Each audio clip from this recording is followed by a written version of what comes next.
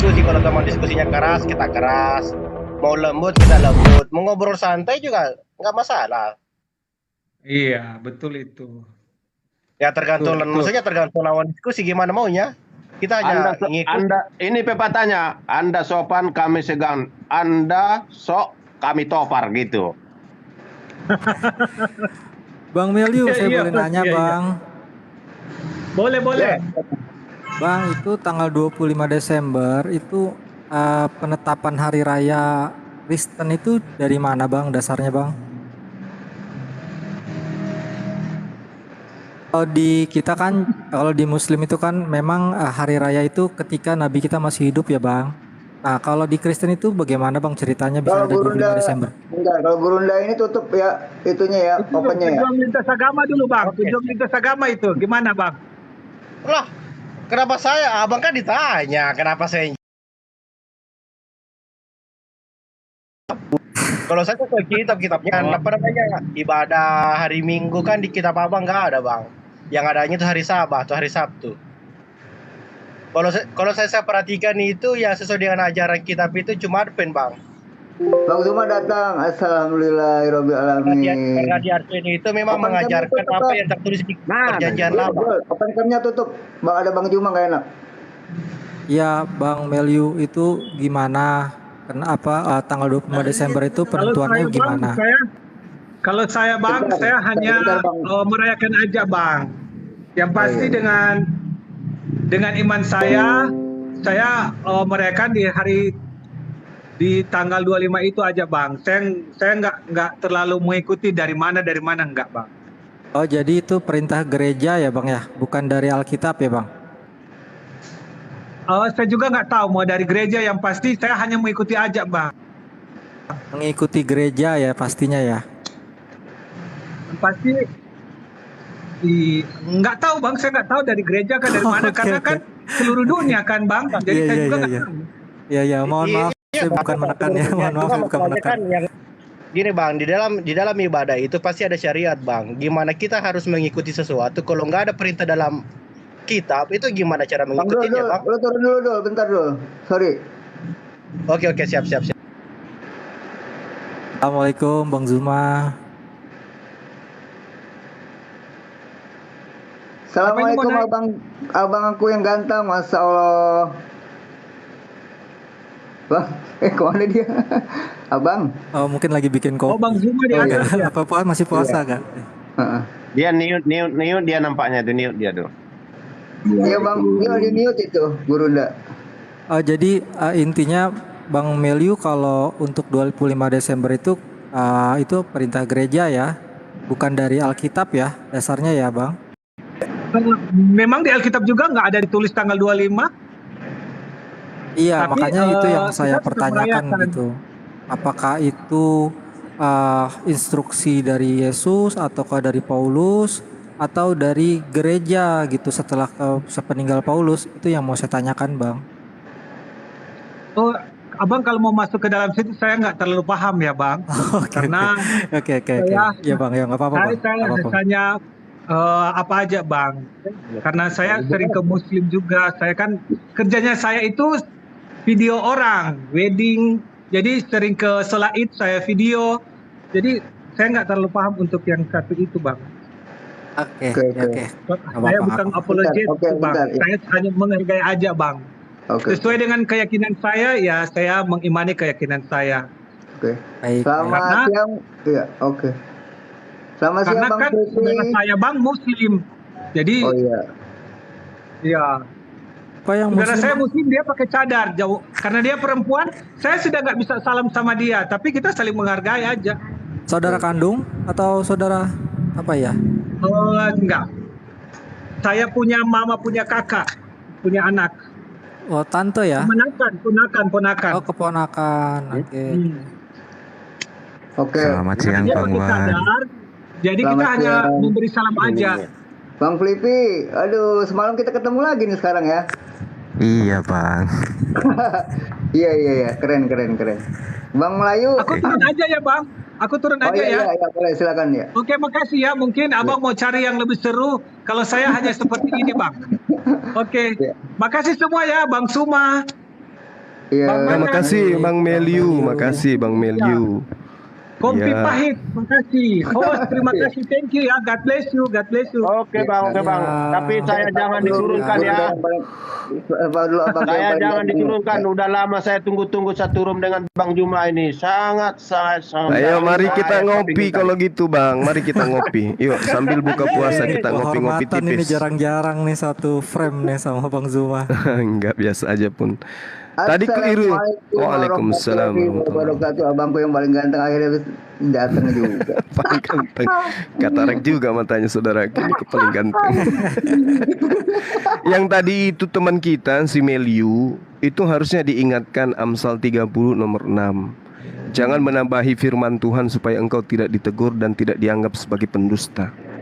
Jadi kalau menambah-nambahkan sebuah konsep dalam agama tanpa firman Tuhan itu pendusta namanya. Amsal 3 nomor 5, percayalah kepada Tuhan dengan segenap hatimu, jangan bersandar kepada pengertianmu sendiri. Itu harus dikatakan kepada teman kita yang tadi. Mudah-mudahan dia masih mendengarkan. Oke, lanjut. Bang Flippy. Bang Flippy. Bang Flip. Bang Flip itu mute-nya dibuka. Buka aja nggak apa-apa, nggak usah ditutup. Monitor Bang. Oh iya, siap. Abang semalam itu ya Bang ya, Kristen apa? Advent ya kalau nggak salah ya? Bukan juga sih. Oh bukan. Agnostik. Katolik apa? Agnostik. Oh agnostik. Kayak. Oh, Tadinya apa Bang sebelum agnostik itu apa? Protestan. Dari lahir agnostik. Oh gitu. Gnostik itu kalau KTP-nya apa ya Bang? Eh, Kalau di KTP sih Muslim bang. Oh, ada Kopi Gnostik ditukar dulu ya, Muslim.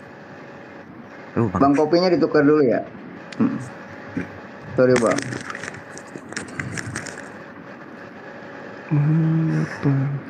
Lanjut. Kalau agnostik itu percaya adanya Tuhan gitu ya Bang, tapi itu ya tidak beragama gitu ya Bang ya. Eh, Seperti kehilangan pegangan sebenarnya, bukan nggak punya agama juga. Ya ibarat kita kalau beli sesuatu yang nggak ada buku petunjuknya gitu ya, nggak ada buku pedoman, udah langsung aja gitu ya barangnya ya. Benar-benar. Hmm. Terus ngejalanin hidup. Assalamualaikum warahmatullahi wabarakatuh. Waalaikumsalam warahmatullahi wabarakatuh. Iya, lanjut. Jadi kalau ngejalanin hidupnya gimana Bang Flippy? Ya mengalir begitu aja bang. Menurut Anda baik Anda jalankan, yang menurut Anda buruk enggak gitu ya? Benar. Kalau menurut Bang Flippy yang menciptakan Abang siapa? Yang menciptakan ya yang maha kuasa bang. Kalau di agnostik yang maha kuasa itu siapa? Kalau di agnostik itu yang maha kuasa itu entitas tak terlihat yang punya segalanya bang. Namanya nggak ada. Ya kalau di Muslim namanya Allah, tapi kalau di yang lain nggak tahu. Kalau di agnostik namanya? Angan-angan. Sang pencipta. Sang pencipta. Oh. Kirain angan-angan. Enggak bang, nggak berani berangan-angan bang. Iya. Jadi semalam gini Gurunda udah semalam ngobrol juga santai sama kita juga di sini Bang Flip ini. Orangnya enak ya Bang, gitu Bang. Gampang nerima apa yang disampaikan gitu. Iya. Bang? Kita sharing-sharing boleh nggak, Abang Flip? Boleh bang. Iya. Abang dalam rumah tangga ini ada ayah, ada ibu, ya kan, ada adik, ada kakak. Biasanya gitu ya bang ya? Dalam rumah tangga itu ada aturan nggak bang? Ada sih bang. Ada aturan. Tujuan aturan dibuat dalam rumah tangga itu apa? Supaya baik bang. Supaya baik. Jadi sejatinya esensi yang maha penyayang itu pasti membuat aturan main di dalam kehidupan manusia. Kenapa? Karena menurut logika kita, manusia itu adalah makhluk yang beringas.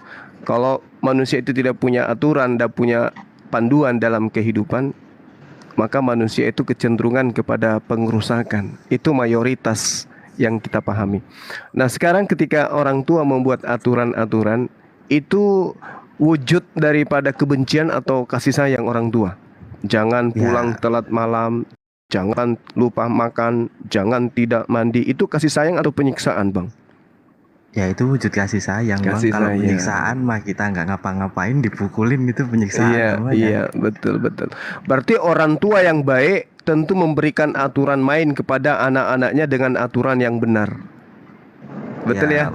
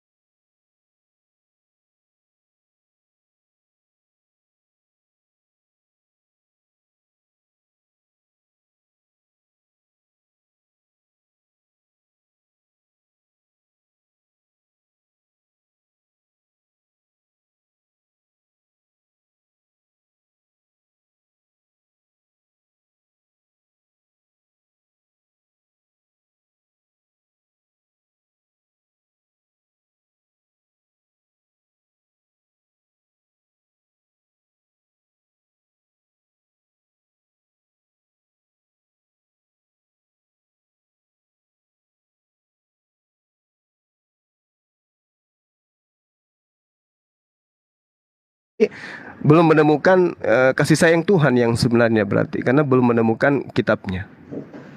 Iya, benar. Nah, untuk itulah agnostik hidup benar itu percaya adanya Tuhan, harus ada buku panduan.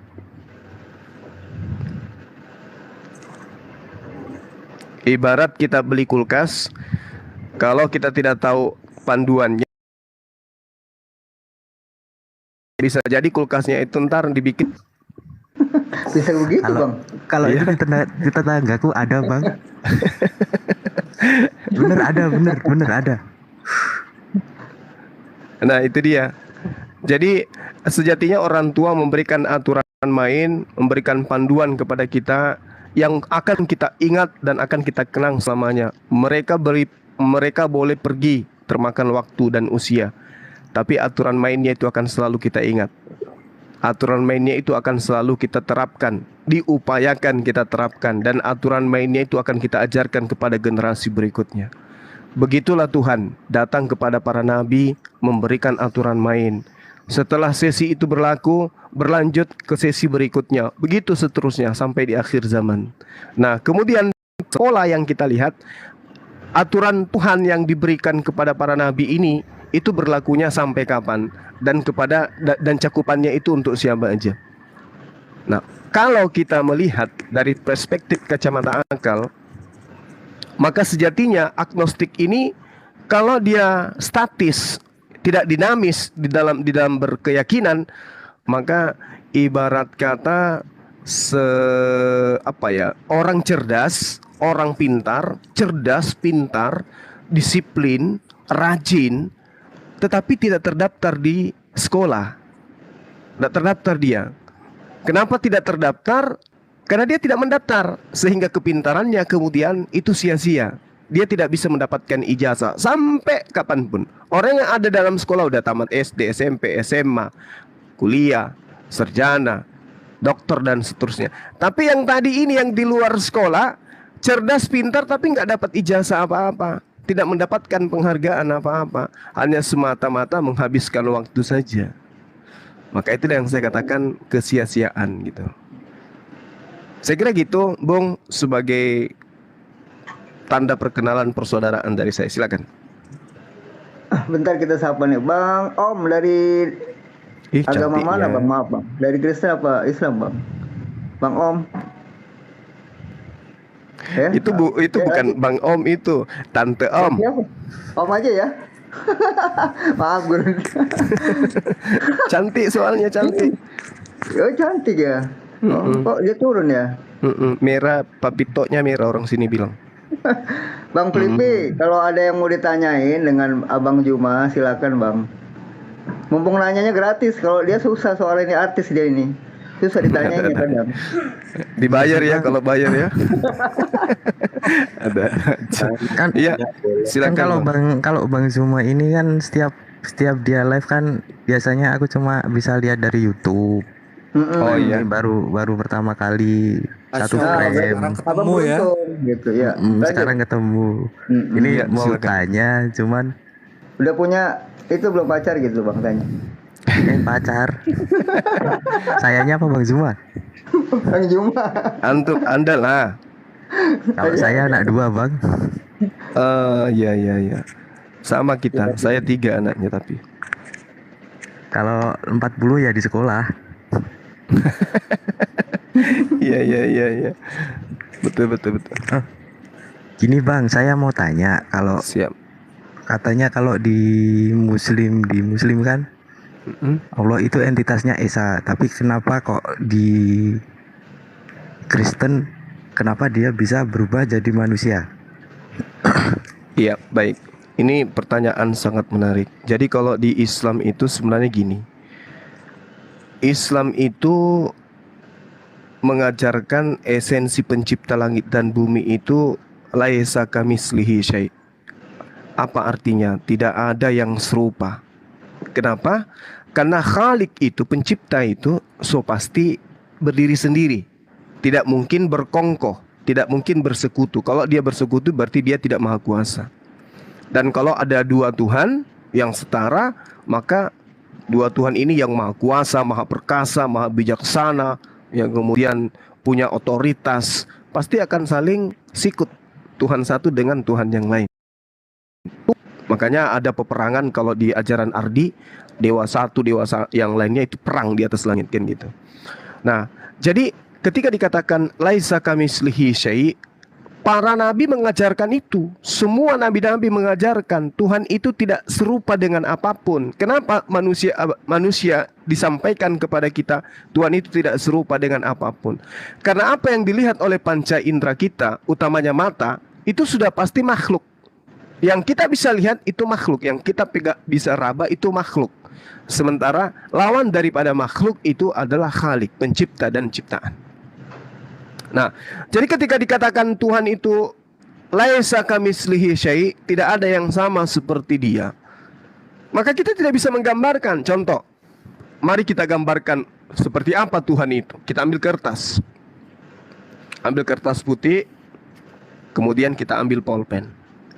Kita gambarkan apa yang menurut pikiran kita wujud Tuhan. Kita gambarkan, kemudian lalu kita ambil pulpen, pejamkan mata. Mulailah kita menulis apa yang ada di atas kertas menggunakan pulpen, tinta yang tadi.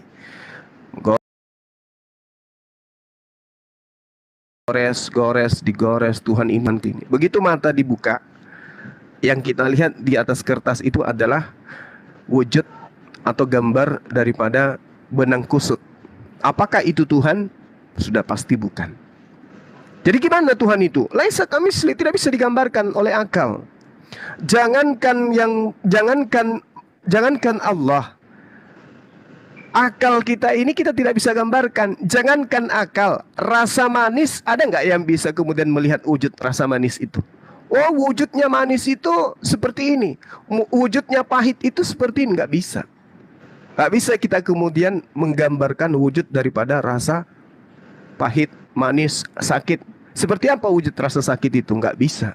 Tetapi efek dari manis, efek dari pahit, Efek daripada sakit bisa kita lihat. Begitulah Allah pencipta langit dan bumi ini. Efek kemahakuasaannya, efek kehadirannya, efek kasih sayangnya bisa kita lihat, bisa kita rasakan. Apa pembuktiannya? Siapa yang memberikan pita suara? Eyang, opung, tante, bibi, ayah ibu kita, saudara-saudara kita. Apa iya betul dia yang memberikan kita pita suara? Bukan. Lalu siapa? Karena ini ada. Pita suara itu ada, tangan ini ada, wujud ini ada. Siapa yang memberikan ini semua? Tentu dia yang maha pencipta. Nah, sekarang permasalahannya adalah yang maha pencipta ini apakah ada? Ada. Apa buktinya?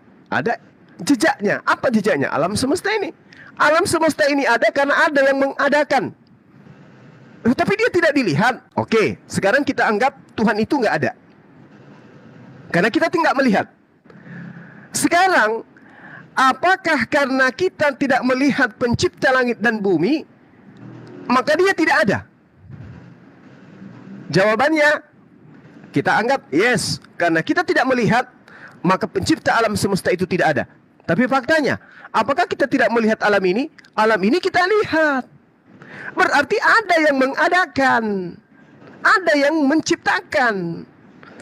Meskipun kita tidak melihat, itu bukan menjadi definisi akhir. Oleh karena kita tidak melihat pencipta alam semesta, maka pencipta alam semesta itu tidak ada. Gak bisa, itu tertolak. Kenapa? Alam semesta ini sudah ada.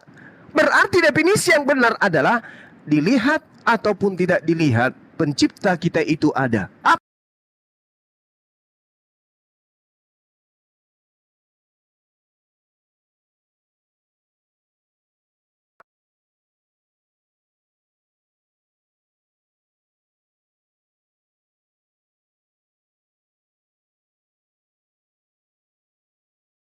Suara saya.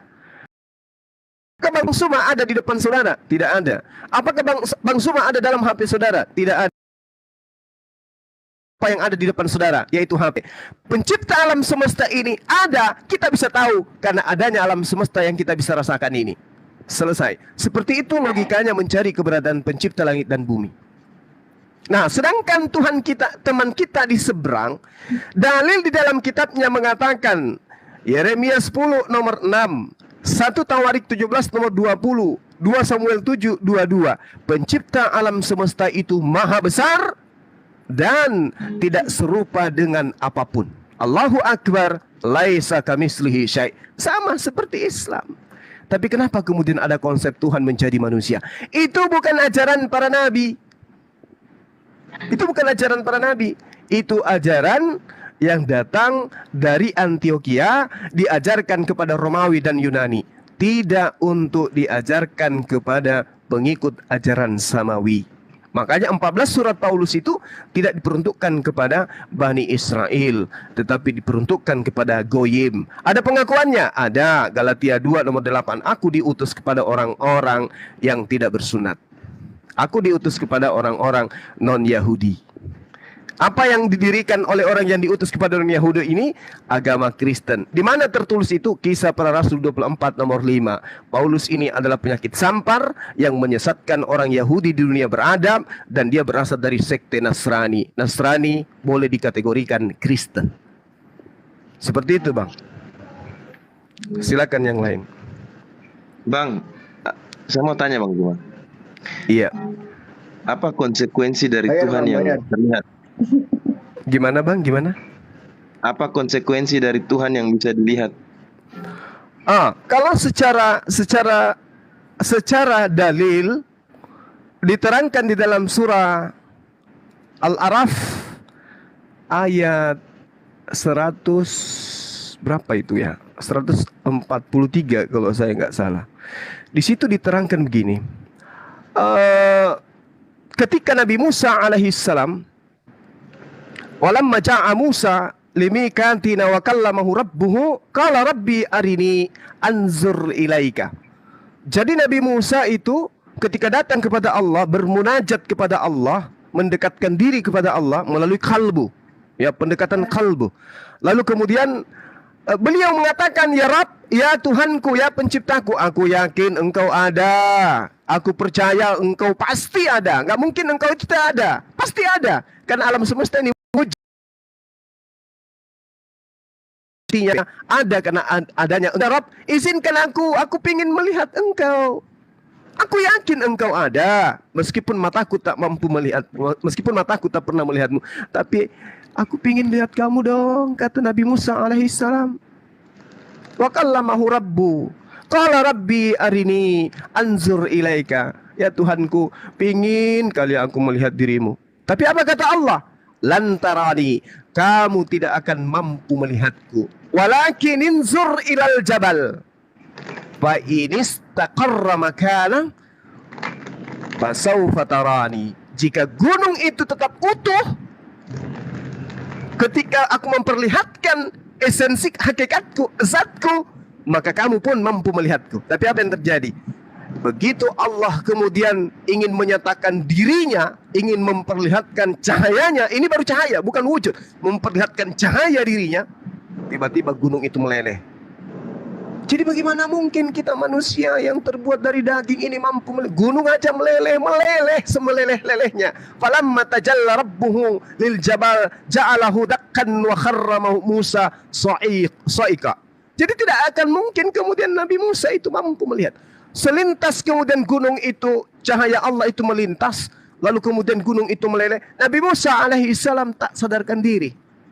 Lalu kemudian ketika dia sadar, falamma afaka qala subhana tubatu ilaika wa ana awwalul mu'minin.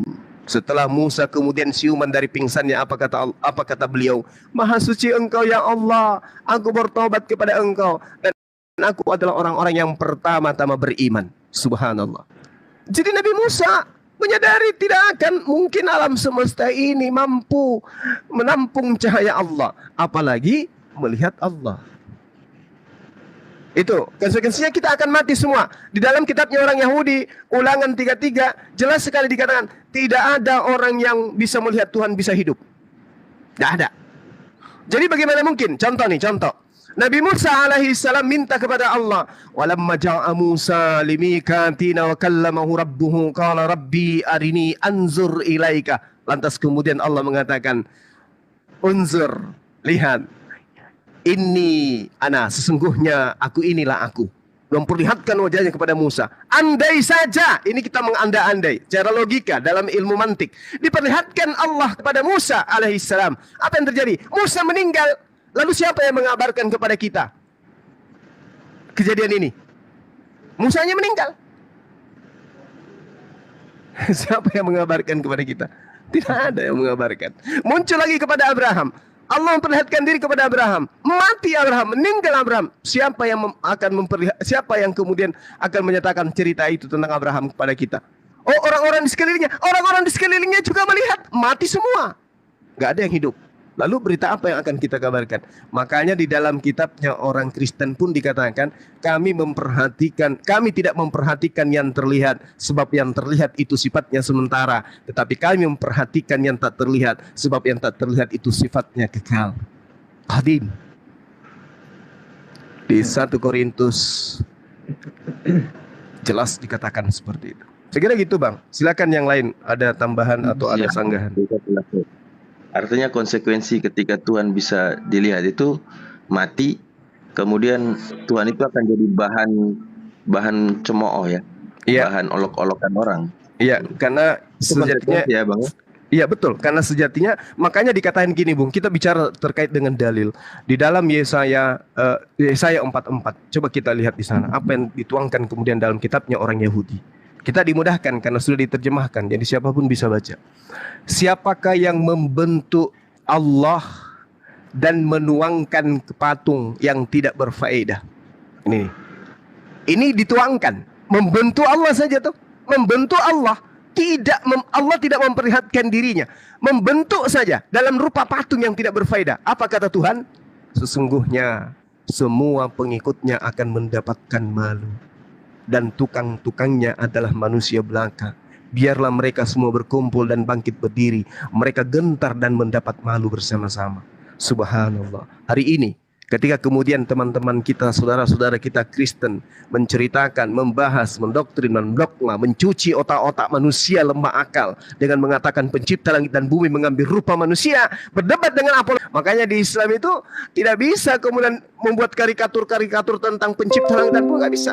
Jangankan karikatur pencipta, karikatur baginda Rasulullah Muhammad SAW itu kita tidak bisa ada-adakan. Karena Islam bukan agama angan-angan, bukan khurafat, bukan imajinasi, bukan takhayul dan seterusnya. Islam adalah agama hak, bicara A ketika A, B ketika B. Demikian. Oke. Masya Allah, barakallahu fiik. Ntar Bang Jadi Abu jangan kita teman dulu. Selamat siang Bang Asdar. Bang Asdar, monitor.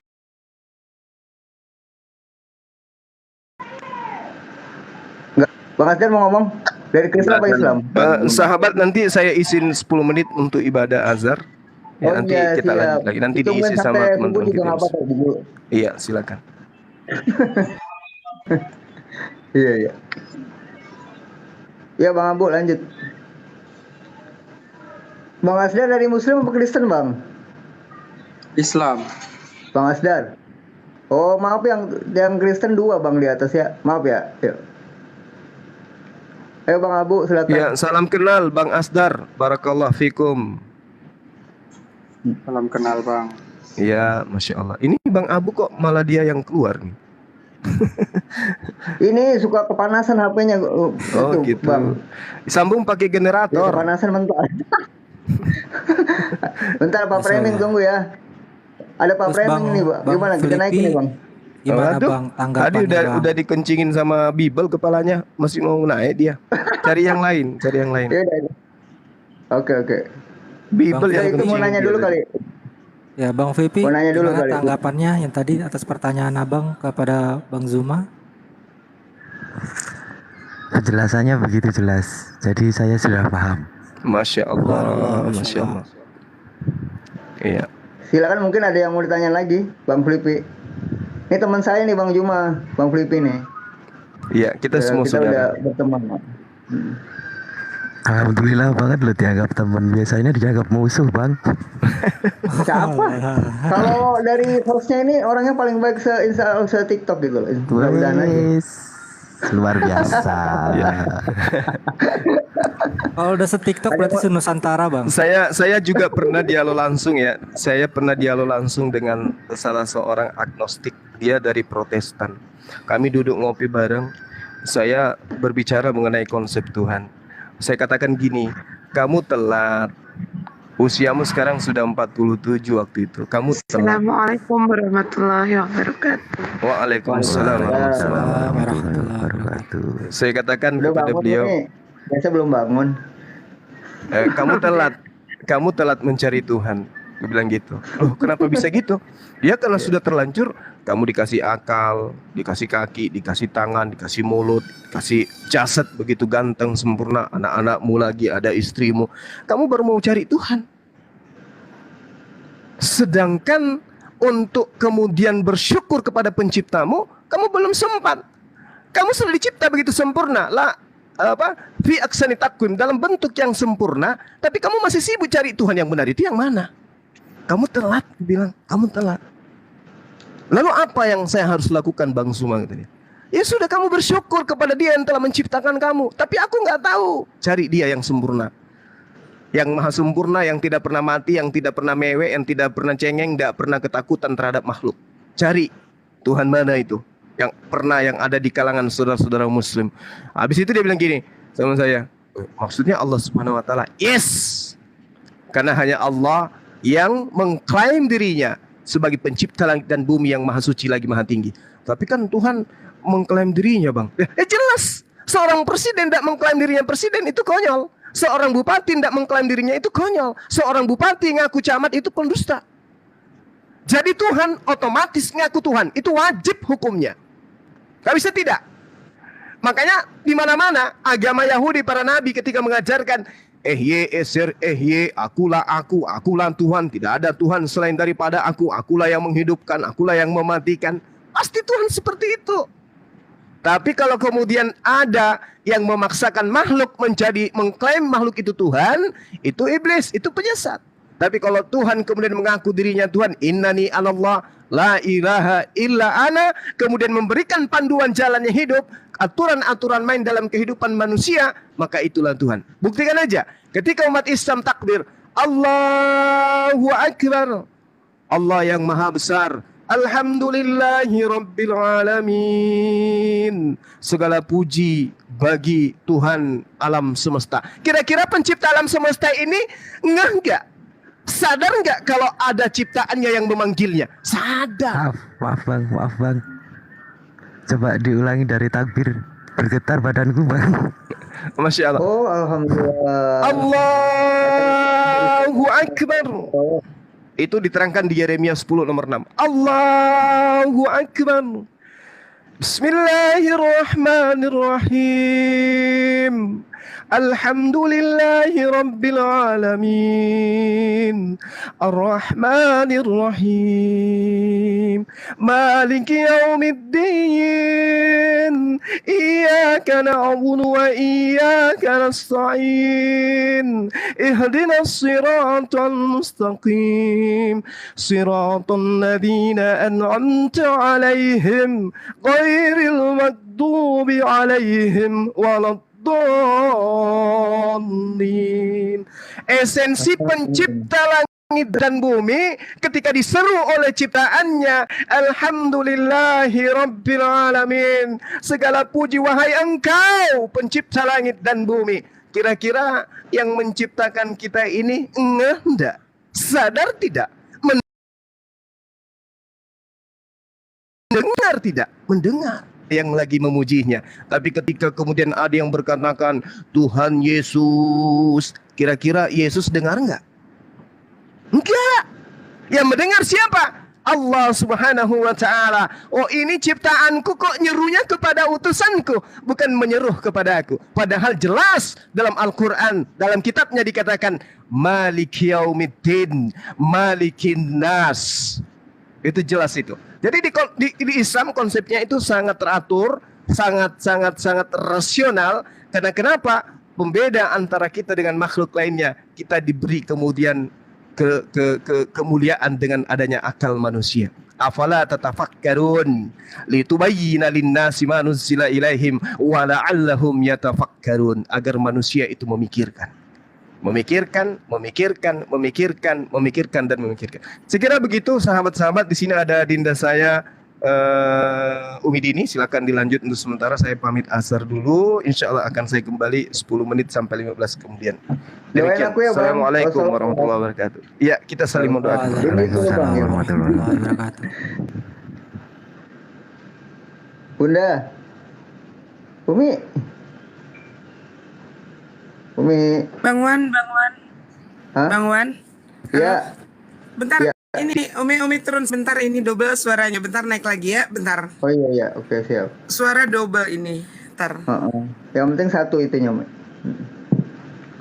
Bang Flippy. Iya bang. Bang Flip. Iya.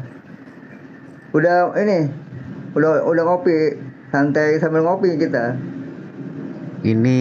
Ini baru ngopi bang, baru buat kopi juga. Abang di Jakarta ya kalau nggak salah ya? Enggak bang, di Solo bang. Oh, Solo. Solonya balap nggak? Solo balapan apa Solo mana? Kalau dari Solo balapan ya sekitar 15 menit ke rumah. Oh iya. Kau tahu Solo balapan bang? Enggak denger lagu-lagu aja. Solo balapan itu stasiun kereta itu bang. Oh iya. Mi, assalamualaikum. Oke, waalaikumsalam warahmatullahi wabarakatuh. Ini suara tiba-tiba aja double. Assalamualaikum Bang Dezuma, Bang Flip, Bang Manan. Waalaikumsalam. Hostnya enggak, Mi. Hostnya Oh enggak. iya Bang Wan. Bang Flip ketemu lagi sama Umi. Gimana perkembangannya sekarang? Ya, Oh, udah pernah ketemu nih. dulu pertama kali kan sama Umi beberapa juga. kali. Oh, Iya, beberapa kamu kali. nggak bilang Bang Flippy sama saya. Tempatnya Bang Wan juga lu. Oh iya waktu itu ya. Mm-mm. Oh iya malam-malam ya, astagfirullahaladzim. Iya, Maaf, di tempat maaf. Bang Wan, terus di Komal Umi juga. Oh iya. Lanjut silakan. Bang Iya. Putu. Kalau ada yang mau ditanyain lagi Gimana tuh. perkembangannya Bang Flip? Ya ini baru mau pemantapan Umi. Alhamdulillah. Iya. Ya, dimantapkan sama abang ini ya. Bang Zuma ini abangnya Umi juga. Kok beda Umi? Jadi bedanya apa? Bedanya Bang Juba ganteng, Umi cantik. Ya iya, pasti. Iya kan Bang Zuma laki-laki, Umi perempuan. Jangan mau dirayu Flipimnya. Oh, enggak ngerayu. Ya pokoknya aman deh kalau udah di tangan Bang Dezuma udah aman. Di tangan Umi juga udah aman. Jangan ragu lagi. Yang Kristen naik yuk, ajuin. Siapa nih? Oh ini coba. Ya, kalau udah nggak ragu mah jangan ditunda-tunda lah. Jadi sebetulnya kemarin Disahkan itu aja. ya. Umi Ya, kan lanjut. di namanya kan pakai nama Sri Kandi. Iya. Selamat sore. Yang mana? Selamat Sore, sore. Yang Ya, tapi itunya lagi sholat ya. Soalnya pertanyaan saya tadi ada dari perkataannya. Bisa mau Umi ini, Umi Chan. Ada dengan Umi. Oke. Iya. Bisa saya langsung mengajukan pertanyaan? Mau? Iya, silakan. Iya. Oke, jadi begini. Tadi kan dibahas bahwa yang membawa umat Kristen ini mengenal Yesus itu adalah oleh karena Paulus. Nah, jadi tolong dijelaskan kepada saya itu namanya sepihak, deduktif. Kenapa saya katakan itu deduktif? Karena ke-11 Rasul Paulus, ke-11 Rasul Yesus yang lainnya bahwa Yesus adalah Tuhan, kalian kemanakan? Karena Paulus dan Rasul Yesus yang ke-11 itu pernah ketemu sama Rasul Paulus. Dan mereka bersatu di Antiokhia itu. Jadi saya bantah satu hal, bahwa yang di Antiokhia itu bukan cuma sekedar Paulus. Itu yang pertama. Yang di situ ada adalah 11 Rasul dari Yesus Kristus itu sendiri. Nah, kalau kalian mengatakan bahwa Kristen ini ada karena Paulus, itu salah besar. Karena di situ, dan bahkan yang dikatakan Bang Zur tadi, kalau nggak salah itu namanya ya, itu di kisah para rasul itu, yang nulis kisah para rasul itu Bang, itu bukan Paulus, itu Lukas. Itu Lukas yang menulis. Saya tahu. Jadi pertanyaannya apa? Yang nggak usah terlalu berbelit-belit dan nggak usah terlalu mengajarkan. Maaf Bu, saya mau bertanya ini Bu. Nah, yang pertanyaannya apa? Surat Petrus itu adalah Yesus sendiri satu aja dulu. Pertanyaan pertama apa? Tentang Kristen. Yang akan saya lontarkan gitu kan? Saya mengklarifikasikan bahwa Paulus bukanlah yang membuat umat Kristen. Nah, Petrus sendiri di dalam Alkitab itu menyampaikan bahwa Yesus itu adalah Tuhan. Nah, dari mana Bu tanggapan kalian bahwa Rasul Paulus lah yang membawa umat Kristen ini? Lalu yang ke-11 murid itu kalian kemanakan? Saya mau tanya. Yang ke-11 murid itu kemana? Ya, saya udah tangkap pertanyaannya. Sekarang gini, kamu sudah menguasai nggak Bible kamu sendiri, Pak?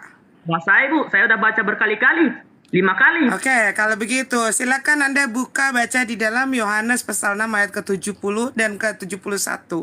Di sana dikatakan, Yesus mengatakan, ya. Saya buka dulu Bu ya. Bentar ya. Ya. Saya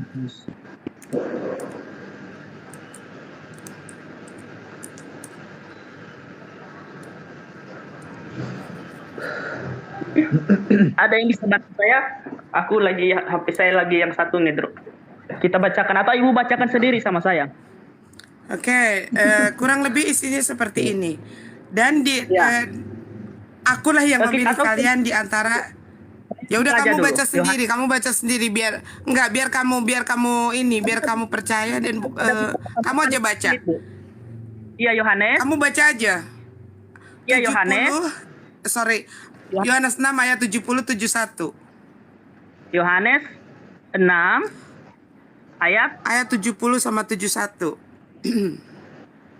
Waduh, mohon maaf Bu, nggak ada 70 di sini Bu. Ini Lukas ya.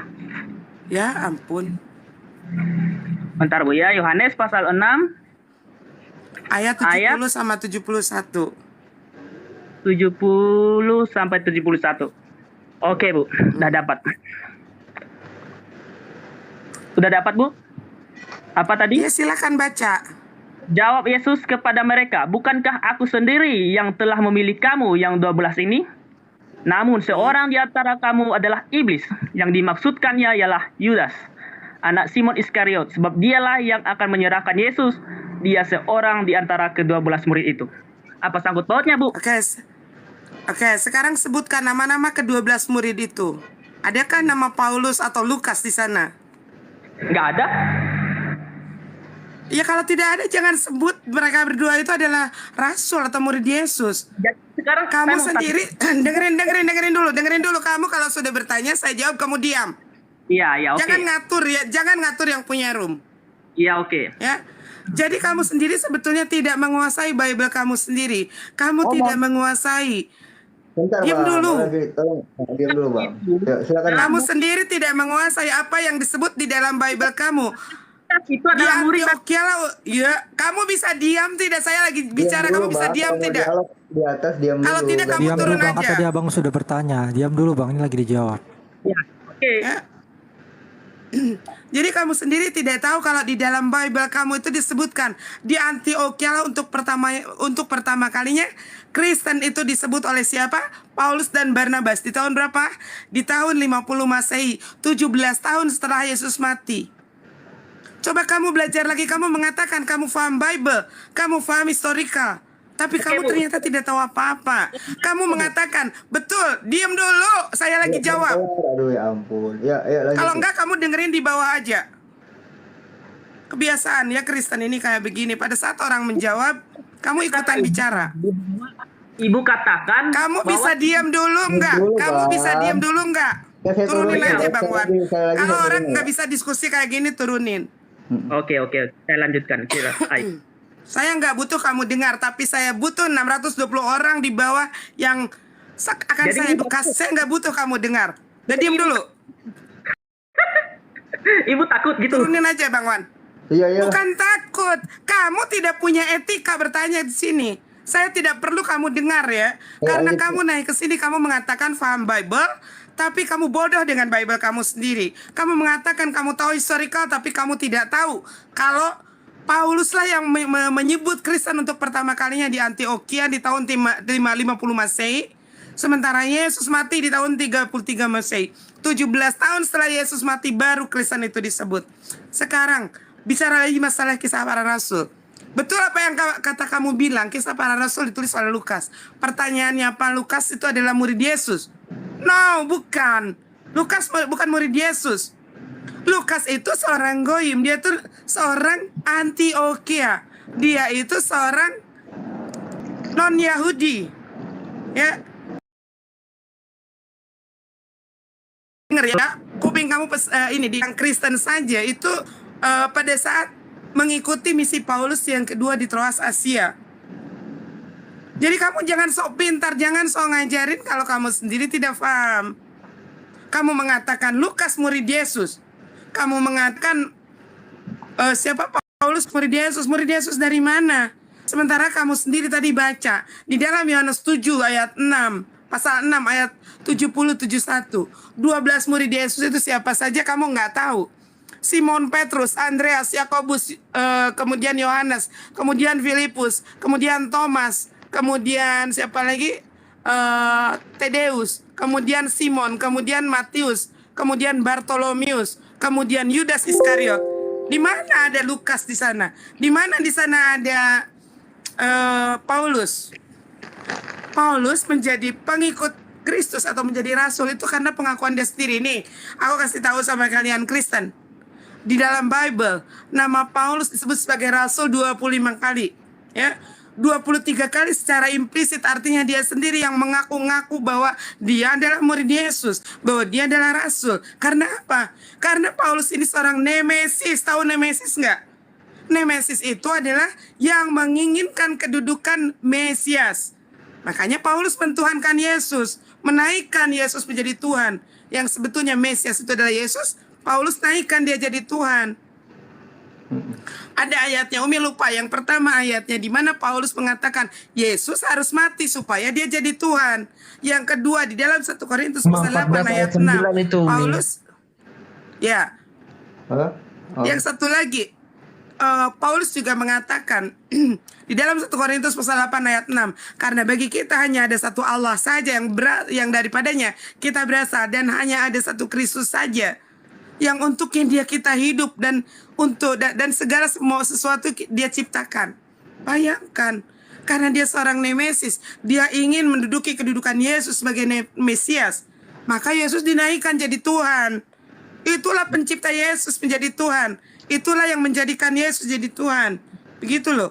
Kamu mengatakan dia murid Paulus, murid Yesus. Bahkan Paulus ini mengaku kalau dia adalah Bapa. Bagaimana mungkin dia jadi rasul? Ya. Jadi sekali lagi 23 kali di dalam Bible Paulus disebut sebagai rasul oleh dirinya sendiri, mulutnya sendiri yang mengaku. Kemudian 2 kali secara eksplisit, siapa yang mengatakan itu? Lukas. Iya, karena Lukas orang Goim, dia bukan Yahudi, dia seorang Antioquia, di mana dia menjadi Kristen saja, mengikuti ajaran Paulus itu pada misi Paulus yang kedua di Troas Asia, bukan di Antioquia. Seperti itu. Jadi kalian Kristen malu-maluin naik ke sini petantang, petenteng. Nah, bertanya tapi seperti menantang nadanya. Oke. Gitu loh. Oke. Tolong dong yang di bawah bantu tap-tapnya ya biar aman itunya, roomnya. Umi, ada nggak Yesus itu mengatakan diri dia Kristen, Umi? Tidak ada. Enggak. Oh, nggak ada ya? Bang Koko, Bang Koko Muslim apa Kristen nih? Muslim. Saya mau turun aja. Assalamualaikum warahmatullahi wabarakatuh. Waalaikumsalam. Tadi yang bertanya tadi tuh mana deh? Udah diturunin? Iya, dia ini nyalain Umi terus itu apa? Bang Juma. Jadi kasihan suara Umi tinggal sedikit. Kalau beliau masih ada dinaikin aja biar coba nanti saya yang pasang borgol. Maksudnya gini, turunin suruh dia dengar di bawah, karena pada saat Umi menjawab dia bicara terus. Umi bicara dia ikut bicara begitu. Jadi dengar dulu di bawah, jadi makanya Bang Wan turunin aja dulu terus naikin lagi kalau udah selesai. Ya nih naikin. Biar ketemu. Kalau semua tolong dengerin dulu gitu, jadi kan enak dialognya gitu kan, Mi. Jangan kebiasaan orang ini. Sebelum dilanjut, datanya bukan begitu. Iya, datanya bukan masalahnya. Masalahnya data yang sebenar yang sebentar, dipegang selama ini bukan. Oh, Bang Felipe mau nanya dulu. Sebentar, Bang. Oke, Bang. Apa, Bang? Seperti itu. Ibu dapat asumsi seperti itu dapat dari mana? Nah, ini kan orang Bang Berkat bentar. Sabar, ajaran kita kasih, santai aja, Bang. sabar. Iya, santai, Bang. Ayo, Bang Felipe. Gimana, Bang Felipe? Silakan. Sebelum dilanjut, saya mau mohon undur diri dulu karena sebentar lagi ada pekerjaan untuk Mican, Bang Zuma, Bang Manan, Bang Hos. Iya. Selamat bekerja, selamat berkeras-keras ria dan terus berjuang pokoknya. Terima kasih. Bang Felipe nanti malam nanti kumpul sama saya lagi ya. Jam berapa, Pak? Ya bebas nanti WA itu aja di DM. Oh ya, siap Bang, siap. Assalamualaikum. Waalaikumsalam. Wah, lancar udah assalamualaikumnya ya. Waalaikumsalam mantap. warahmatullah. Waalaikumsalam warahmatullahi wabarakatuh. Oke, Bu. Udah? Yuk. Ini namanya pemerkosaan data, Bu. Kenapa saya mengatakan pemerkosaan data? Data yang sebenarnya di dalam Kisah Para Rasul itu, apakah Ibu sudah tanya, sudah baca? Di situ dikatakan 11 murid. Ada 11 murid. 11 murid Yesus lo itu sendiri loh. Nah, Kenapa ibu beranggapan bahwa pada saat itu bukan adalah orang yang mengenal Tuhan Yesus? Tentunya dia bertentangan dong dengan ke-11 murid Yesus itu. Itu data yang pemerkosaan, Bu. Makanya saya bantah dari tadi, itu pemerkosaan data. Linda, Umi bisa saya tanggapi ya? Gantian kita ya. Iya. Silakan Bang. Ya, oke, kita gini. Oke. Kita sudah tangkap, Bung. Kita sudah tangkap poinnya itu. Sekarang gini. Sabar, saudaraku, sabar dulu ya. Sabar dulu, Bang. Itu Paulus yang menulis atau siapa? Sabar, Bang. Sabar dulu ya. Kita bangun narasi dulu nih. Jadi gini, Bang. Ajaran para nabi yang datang kepada Bani Israel itu dibantah habis oleh Bani Israel. Diceritakan kemudian di dalam Yeremia 5, baiklah aku pergi kepada orang-orang besar yang berbicara kepada mereka, sebab mereka lah yang mengetahui jalan Tuhan, hukum Allah mereka. Tetapi mereka pun semuanya sabar. Sebelum ada Kristen, Bung, kita cerita dulu keadaan Bani Israel sebelum ada Kristen. Kita ini kan bahas masalah Paulus, Bang. Kita bukan bahas masalah nanti lari ke situ. Siapa Paulus ini kok tiba-tiba nongol mengajarkan konsep yang bertentangan gitu, Bang, maksudnya. Sabar dulu. Kita bernarasi dulu. Jadi dalam Yeremia 5, saya singkat-singkat aja. Yeremia 5, kemudian Yeremia 9 dikatakan, aku akan membuat Yerusalem menjadi timbunan puing, tempat persembunyian serigala-serigala. Ya. Aku akan membuat kota Yehuda menjadi sunyi sepi, tidak berpenduduk lagi. Itu Yeremia 9 nomor 11. Yeskil 33 nomor 28, tanah ini akan kubuat musnah dan sunyi sepi, kecongkakannya yang ditimbulkannya, kekuatannya akan berakhir, gunung-gunung Israel akan menjadi sunyi sepi, sehingga tidak seorang pun berani melintasinya. Satu lagi, saya kasih lagi. Yeremia 4 nomor 7, singa telah bangkit dari belukar, pemusnah bangsa-bangsa telah berangkat, telah keluar dari tempatnya untuk membuat negerimu menjadi tandus. Kota-kota akan dijadikan puing, tidak ada lagi yang mendiami. Kota Israel, tempatnya nabi-nabi. Nah sekarang gini, kalau kita melihat dalam Kejadian 49, Bung, nomor 27, ketika Yakub meramalkan, menubuatkan semua anak-anaknya, tibalah masa di mana dia meramalkan Yakub. Apa yang dikatakan kemudian Yakub kepada Benyamin, anaknya? Benyamin dipanggil, lalu apa dikatakan oleh Yakub? Benyamin, engkau kelak keturunanmu akan berlaku seperti serigala. Nah, siapa yang mengaku dari keturunan Benyamin? Coba kita lihat di dalam Roma 11 supaya kita tidak menjadi fitnah. Di dalam Roma 11 nomor 1, Paulus sendiri mengaku dengan mulutnya, karena aku sendiri pun orang Israel dari keturunan Abraham dari suku Benyamin. Apa ramalan tadi Yakub kepada Benyamin anaknya? Keturunanmu akan berlaku seperti serigala. Sampai sini Anda tangkap enggak nih? Tangkap enggak Anda bahwa Yakub meramalkan keturunannya yang dari ke-12 anaknya ini ada satu orang dari keturunan Benyamin akan berlaku seperti serigala, sehingga Yerusalem akan menjadi tempat persembunyian serigala-serigala. Sampai di sini Anda tangkap. Silakan. Iya, Bang, tapi itu kan asumsi apa, Bang? Ini asumsi atau ramalan, Bang? Asumsi yang meramalkan. Berarti Yakub meramalkan asumsi, gitu ya? Abah yang berasumsi menunjukkan itu ke Paulus. Tapi dia mengaku, tunggu dulu, saya nggak nuju Paulus. Saya nunjuk Paulus itu mengaku dia dari suku Benyamin, betul atau tidak? Tentu saja dia mengakui bahwa dirinya dari Benyamin. Oke, kita sepakat di situ ya. Kita sepakat ya, saudaraku ya. Kita sepakat. Ini sajalah ya. Sekarang gini. Oke, kita anggap Paulus ini bukan seorang rasul. Tolong bantah sama saya surat Petrus. Begini, Bing. Gini. Cara membantah Petrus itu gampang. Surat-surat Petrus, 1 Petrus, 2 Petrus itu bukan ditujukan kepada Bani Israel, tapi ditujukan kepada non-Israel. Ini dibantah sendiri oleh Paulus di dalam Galatia 2 nomor 8. Petrus hanya diutus kepada Bani Israel.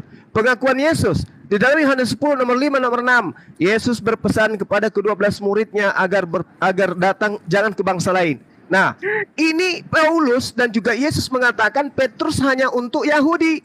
Sementara surat-surat Petrus itu jelas isinya ditujukan kepada non-Yahudi. Nyambung enggak menurut saudara? Nyambung enggak? Isi dari surat Petrus itu apakah tidak menuhankan Tuhan Yesus? Nah, justru ini yang saya katakan, Petrus tidak mungkin mengajarkan sesuatu yang tidak menjadi amanat Yesus. Berarti kalau di dalam, dengarkan Bang, kalau di dalam kitab Petrus itu ada tulisan untuk menuhankan Yesus, ini bukan murid Yesus nih yang menulis. Berarti hantu, bukan Petrus. Aduh, hancur. Dari mana? Dengar. Jangan tertawa di saat saya serius, Bang. Jangan tertawa. Nanti dia menuhankan Yesus di situ, saya keluar dari Saudaraku, begini. Apa di mana di datanya di dalam catatan Petrus, kitab Petrus itu untuk menuhankan Yesus? Di mana itu? Oke, kita baca ya. Tunggu boleh bantu saya? Iya. Oke. Boleh. Silakan. Iya. Di mana? Kita mencari langsung kayak apa? 1 Petrus, 2 Petrus. Oke. Kita baca. Mau dicari ya. Sudah tertawa duluan tapi baru mau dicari. Ini Pak udah sering. Ini Nathan ya. Bang Da, ini si Nathan ya? Beda, bukan. Oh, bukan. Iya. Ayo Bang, jangan tertawa dulu baru cari data. Itu nanti ketabuk sendiri ntar. Karena ini semua ini tentang surat Petrus ini menuhankan Yesus. Ini iya, di mana? 1 Petrus berapa? Ayat 3. 1 Petrus ayat 1. 1 Petrus 1 ayat 1 Petrus pasal 1 ayat 3. Oke. Nah. Dari Petrus rasul apa dikatakan situ? Dari Petrus. Ya, terus. Saya nomor 3, kalau kita bahas dari atas juga boleh. Ya, silakan. Terpujilah silakan, Allah dan Bapa Tuhan kita Yesus Kristus. Itu apa ya Bang ya? Artinya ya? Apakah ini yang nulis hantu atau siapa? Oke, baik. Bung, sekali lagi saya katakan. Petrus mendapatkan mandat untuk jangan ke bangsa lain. Itu satu. Dengarkan saya dulu ya, nanti baru tertawa ya. Itu satu. Di dalam Matius 10 nomor 5, nomor 6, Yesus berpesan kepada Petrus agar jangan ke bangsa lain. Itu satu. Kedua, sabar. Kedua, Yesus berkata di dalam catatan Yohanes 17 nomor 8, segala firman yang engkau berikan kepadaku telah aku sampaikan kepada mereka. Pertanyaan muncul kemudian, 1 Petrus 1 nomor 3 ini perkataan siapa ini yang diucapkan oleh Petrus? Karangannya firman dari Yesus, sabda dari Yesus, atau karangan Paulus? Jujur dulu. 1 Petrus pasal mana tadi? Anda yang membawa narasi 1 Petrus 1 nomor 3, padahal andaikan Anda baca dari Petrus Rasul Yesus Kristus kepada orang-orang pendatang yang tersebar di Pantus, Galatia, Padokodia, Anda sebenarnya sudah harus tahu bahwa ternyata penulis Petrus ini bukan murid Yesus. Kenapa? Petrus yang asli, dengarkan, Petrus yang asli tidak diperintahkan ke bangsa lain. Ini apa ini? Jadi ini Pak. Jadi ini sudah Petrus palsu Bang ya. Dengar saya. Yang bisa menjawab itu akal Anda. Anda berasumsi bahwa ini kitab ini bukan Petrus yang menulis Bang. Jelas bukan. Kenapa saya katakan? Dengarkan Bang, dengarkan saya. Yesus, dengarkan. Dengarkan ya, jangan ini dulu, jangan dulu gegabah dulu, jangan gegabah. Yesus berpesan kepada Petrus agar jangan ke bangsa lain. 1 Petrus 1 ini adalah karangan untuk bangsa lain. Nyambung enggak di situ antara pesan Yesus ke Petrus dengan tulisan 1 Petrus ini? Nyambung enggak? Oke, saya baca itu dulu ya. Tunggu. Ini satu. Tunggu. 2. Di dalam pengakuan Paulus, dengar. Di dalam pengakuan Paulus, Galatia 2 nomor 8, Paulus mengatakan Petrus diutus kepada orang-orang Yahudi. Sementara 1 Petrus 1 itu adalah karangan orang yang konon namanya Petrus, tapi ditujukan kepada non-Yahudi. Nyambung nggak itu? Itu datanya dari mana ya Bang ya? Galatia 2 nomor 8 datanya. Petrus diutus kepada Yahudi. Terus atau siapa ya Bang ya? Apa? Itu Galatia itu siapa yang nulis? Itu Paulus. Anda tidak percaya kepada Paulus yang mengatakan bahwa Petrus untuk Yahudi saja? Saya tadi kita bahas Petrus atau bahas yang lain, Bang? Saudaraku, saya rasa kalau Anda berhadapan dengan saya, akal harus menjadi panduan utama di dalam berbicara dengan saya. Saudara, Yesus berpesan, dengar. Yesus berpesan dengarkan saya dulu, nanti Anda bantah. Yesus berpesan kepada kepada Petrus. Yesus berpesan kepada Petrus agar jangan ke bangsa lain. Kira-kira Petrus ketika menulis surat, dia menulis surat ke bangsa lain atau ke orang Yahudi saja? Kalau dia ini adalah murid yang taat. Silakan. Jawabannya, Bang. Saya mau jawab ya. Iya, silakan. Yesus mengatakan itu kepada Petrus bahwa Yesus mengutus Petrus adalah ke Yahudi itu pada zaman Yesus masih hidup. Nah, bagus. Saya kunci jawabannya. Lanjut. Saya kunci jawaban Anda. Pada waktu Yesus masih hidup. Itu tujuannya. Ya, saya kunci ya. Oke. Tapi kalau kita lihat selanjutnya, waktu Yesus naik ke surga, katakan, beritakanlah mereka di dalam nama Bapa, Putra dan Roh Kudus. Setelah Injil ini sampai ke seluruh bumi, itu apa itu, Bang? Kalau Anda tadi mempercayai tentang ayat itu, apakah ayat ini yang saya sampaikan ini Anda tidak percaya? Oke, baik, bisa saya bantah? Oke, silakan, Bang. Karena kita di sini untuk berbantah. Betul. Jangan ngomong lagi, Bang, ya. Oke. Ya. Bisa nggak sih nggak usah pakai ayat insersi kalau diskusi? Oke, saya bacakan dulu data ya, Bung. Saya bacakan dulu data kepada saudara ya. Di dalam kitab saudara Matius 24 nomor 27, kedatangan Yesus yang kedua ditandai dengan kilat memancar dari timur, terlontar cahayanya sampai ke barat. Itu tanda kedatangan Yesus yang kedua. Pertanyaan saya, kedatangan Yesus yang Anda maksud kepada Petrus yang tadi beritakanlah Injil kepada seluruh dunia itu setelah dia terangkat ke langit, itu kedatangan yang keberapa?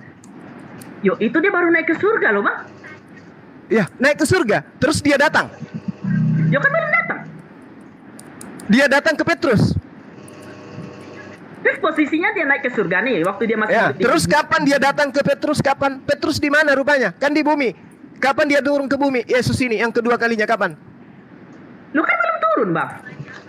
Berarti bukan dia yang datang ke Petrus. Tadi katanya Bung, kedatangan Yesus itu ditandai dengan kilat yang bercahaya dari timur sampai ke barat. Itu kedatangan yang kedua. Yang datang kepada Petrus, dengar, yang datang kepada pengarang kitab Petrus itu siapa? Jangan disalahpahamkan, itu kedatangan kedua. Mau tanya dimanapun itu adalah kedatangan kedua. Mau data dari manapun. Saya tanya, Bung. Stop. Lantang sekali, tapi tidak ada ilmunya nih orang. Sayang sekali kalau hanya modal kewarbung, pantat ayam pun bisa bergerak, bersuara kalau tanpa ilmu. Saya tanya kepada saudara, Matius 24 nomor 27, kedatangan Yesus yang kedua ditandai dengan kilat menyambar dari timur ke barat, sehingga semua manusia tahu, oh, ini tanda kiamat sudah dekat. Nah, sekarang yang saya tanya, tunggu, sabar. Anda jangan kayak orang tenggelam. Kayak tenggelam di air di bawah arus. Sabar. Belum ada tokoh-tokoh kalian yang bisa bantah saya berdialog lintas agama. Belum. Anda baru belajar ini, Oke, sabar sayang, sabar. Adekku yang ganteng, sabar ya, sabar. Yesus kedatangan yang keduanya nanti berdasarkan Matius itu seperti ditandai dengan adanya kilat dari timur ke barat. Berarti seluruh manusia tahu. Paham ya? Semua manusia sadar. Nah, pengarang kitab Petrus mengaku menerima wahyu dari Yesus. Itu kapan Yesus datang kepada mereka? Kapan? Kepada Petrus kapan dia datang? Sedangkan Yesus Sedangkan ketika Yesus datang selama 33 tahun, dia katakan apa? Segala firman yang engkau berikan kepadaku telah aku sampaikan. Salah satunya jangan engkau ke bangsa lain.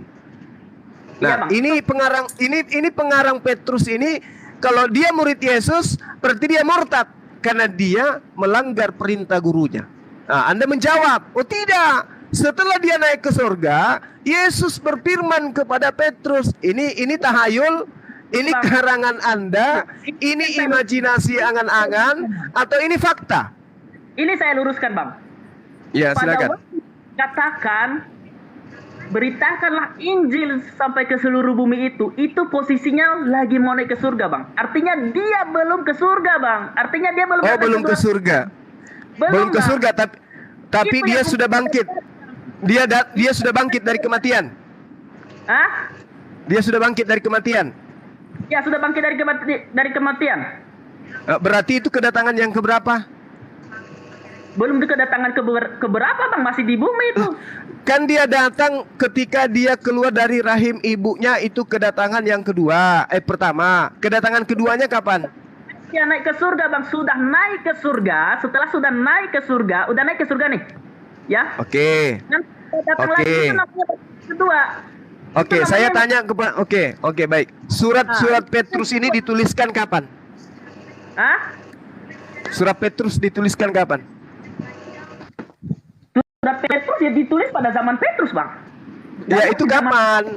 Itu kapan? Karena Yesus ketika dia bangkit dari kubur diceritakan maksimal 40 hari. Apakah 40 hari ini surat-surat Petrus dituliskan pada saat itu setebal itu? Mohon maaf, Bang, saya jelaskan dulu. Iya, ayat yang mengatakan pada waktu Yesus katakan jadikanlah semua bangsa muridku, itu adalah pada waktu 40 hari yang ada di bumi itu Yesus itu. Oke? Iya. Iya. Di itu atau menurut saudara. Ya, silakan. Bang Zuma, aku nambahin sedikit ini nih maboknya orang ini ya. Pantas saja dia tidak akan nyambung karena dia berbicara Petrus tapi menggunakan Markus 28, 19 sampai dengan 20. Danlah semua bangsa muridku dan baptislah mereka atas nama Bapa, Putra dan Roh Kudus. Katanya. Ya. Yuk, lanjut nih. Yuk. Iya, dia gak bakalan nyambung. Pada saat dia berbicara Petrus, dia menggunakan surat Markus. Surat Markus 28 ayat 19 sampai dengan 20. Pergilah dan jadikan bangsa muridku dan baptislah mereka dalam nama Bapa, Putra dan Roh Kudus. Dan ayat ini adalah ayat insersi. Karena Markus 28 ya, itu sampai hanya bisa diam dulu nggak sih kamu ini? Nggak bisa diomongin baik-baik dari tadi. Masalahnya itu asumsi ibu, bukan fakta Alkitab. Bisa diam dulu, ini bukan asumsi, ini ada di dalam Bible kamu. Kamu tidak bisa membedakan antara ayat yang ada di dalam Bible dan asumsi. Artinya kamu menyatakan Bible kamu itu adalah asumsi. Dengar dulu. Kalau orang lagi bicara, biasakan dengar dulu. Supaya kamu pintar dan tidak kayak orang mabok laler kayak begini. Gitu loh. Jadi di dalam Markus di dalam Matius 28 sebenarnya ini berakhir di ayat ke-18 di ayat ke-15 saja. Jadi ayat 16 sampai dengan 20 itu adalah ayat simsalabim. Bisa kamu buktikan di dalam Kodeks Sinai atau Vatikanus itu tidak ada. Ayat 16 sampai dengan 20 itu tidak ada. Jadi kata pergilah dan jadikanlah semua bangsa muridku dan baptislah dia atas nama Bapa dan Roh Kudus itu adalah Injil hoax ya, bukan Matius. Dari Injil hoax. Silakan Bang, lanjut lagi. Abang, Ibu itu enggak, Bu? Saya mau tanya dulu, Ibu bisa buktikan itu enggak? Berikan saya datanya, Bu. Boleh. Kenapa tidak? Boleh, kenapa tidak? Gini. Saudara Nias, surat Petrus itu ditulis kapan menurut tradisi gereja? Surat Petrus itu ditulis pada masa Petrus hidup. Tahun berapa? Kalau tentu saya tidak tahu dong. Ya, pastinya pada waktu. Kamu belajar. Yesus itu kitab Petrus itu ditulis pada tahun 65 Masehi. Ada juga yang berpendapat ditulis antara tahun 81 sampai 96 Masehi. Sedangkan Yesus terangkat ke langit itu pada tahun 33 Masehi. Ketemu enggak antara Petrus dengan Yesus di situ? Ketemu enggak? Ketemu dong. Di mana? Yesus kan sudah terangkat pada tahun 33. Saya mau tanya, Petrus ini murid Yesus atau bukan? Ya, ada murid Yesus bernama Petrus, berbeda dengan penulis kitab Petrus. Maka ini kan yang dibahas tadi. Sedangkan Petrus yang ada di sini adalah murid Yesus sendiri, Tidak mungkin murid Yesus, tidak mungkin. Murid Yesus yang asli dipesan jangan ke bangsa lain. Karangan Petrus, dengar, karangan Petrus itu diperuntukkan untuk bangsa lain. Nyambung tidak di situ? Itu dulu. Kan tadi, Bang. Dari Petrus Rasul Yesus Kristus kepada orang-orang pendatang yang tersebar di Pontus, Galatia, Kapadokia, Asia Kecil, Bitinia. Itu bukan untuk orang Yahudi. Tulisan daripada pengarang Petrus itu adalah untuk non-Yahudi. Sementara Yesus meminta Petrus jangan ke bangsa non-Yahudi.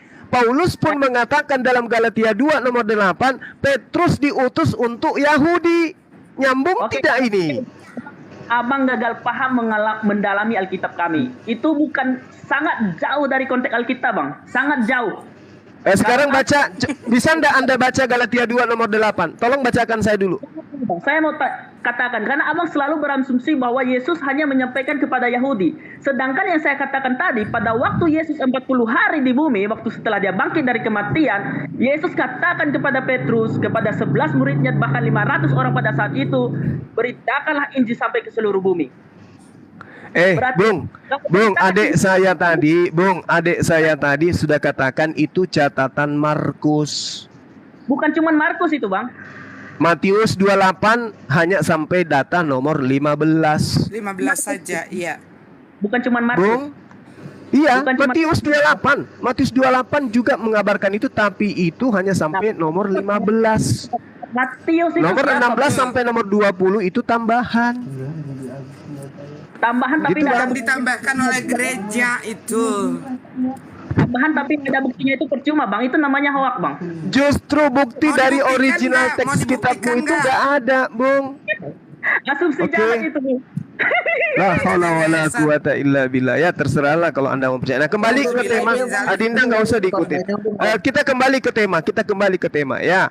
Jadi jelas sekali orang-orang Yahudi ini dikenal di dalam kitabnya sendiri dikatakan bahwasanya mereka adalah bangsa yang tegar tengkuk, yang membuat Tuhan itu marah. Sampai kepada poin Yesus diceritakan dalam Matius 23 nomor 23, jangan kau ikuti orang Yahudi yang ahli kitab. Mereka menteorikan Taurat, tetapi mereka tidak mempraktekkan. Jangan ikuti mereka. Nah, benar. Ya betul, Anda membenarkan. Alhamdulillah. Nah sekarang gini. Ketika kemudian Yesus mengatakan dalam Matius 23 nomor 15, celakalah engkau wahai ahli Taurat. Celakalah engkau wahai orang Farisi, dan untuk mentobatkan orang masuk ke agamamu menjadi orang neraka dan 2 kali lebih jahat. Ini orang Farisi menurut saudara siapa? Orang Yahudi. Yang agama apa yang didirikan? Sinagoge. Yahudi. Agama, bukan tempat ibadah. Agama sinagoge. Gerejanya agama apa? Agama ya, Yahudi. Agama apa yang didirikan oleh orang Farisi?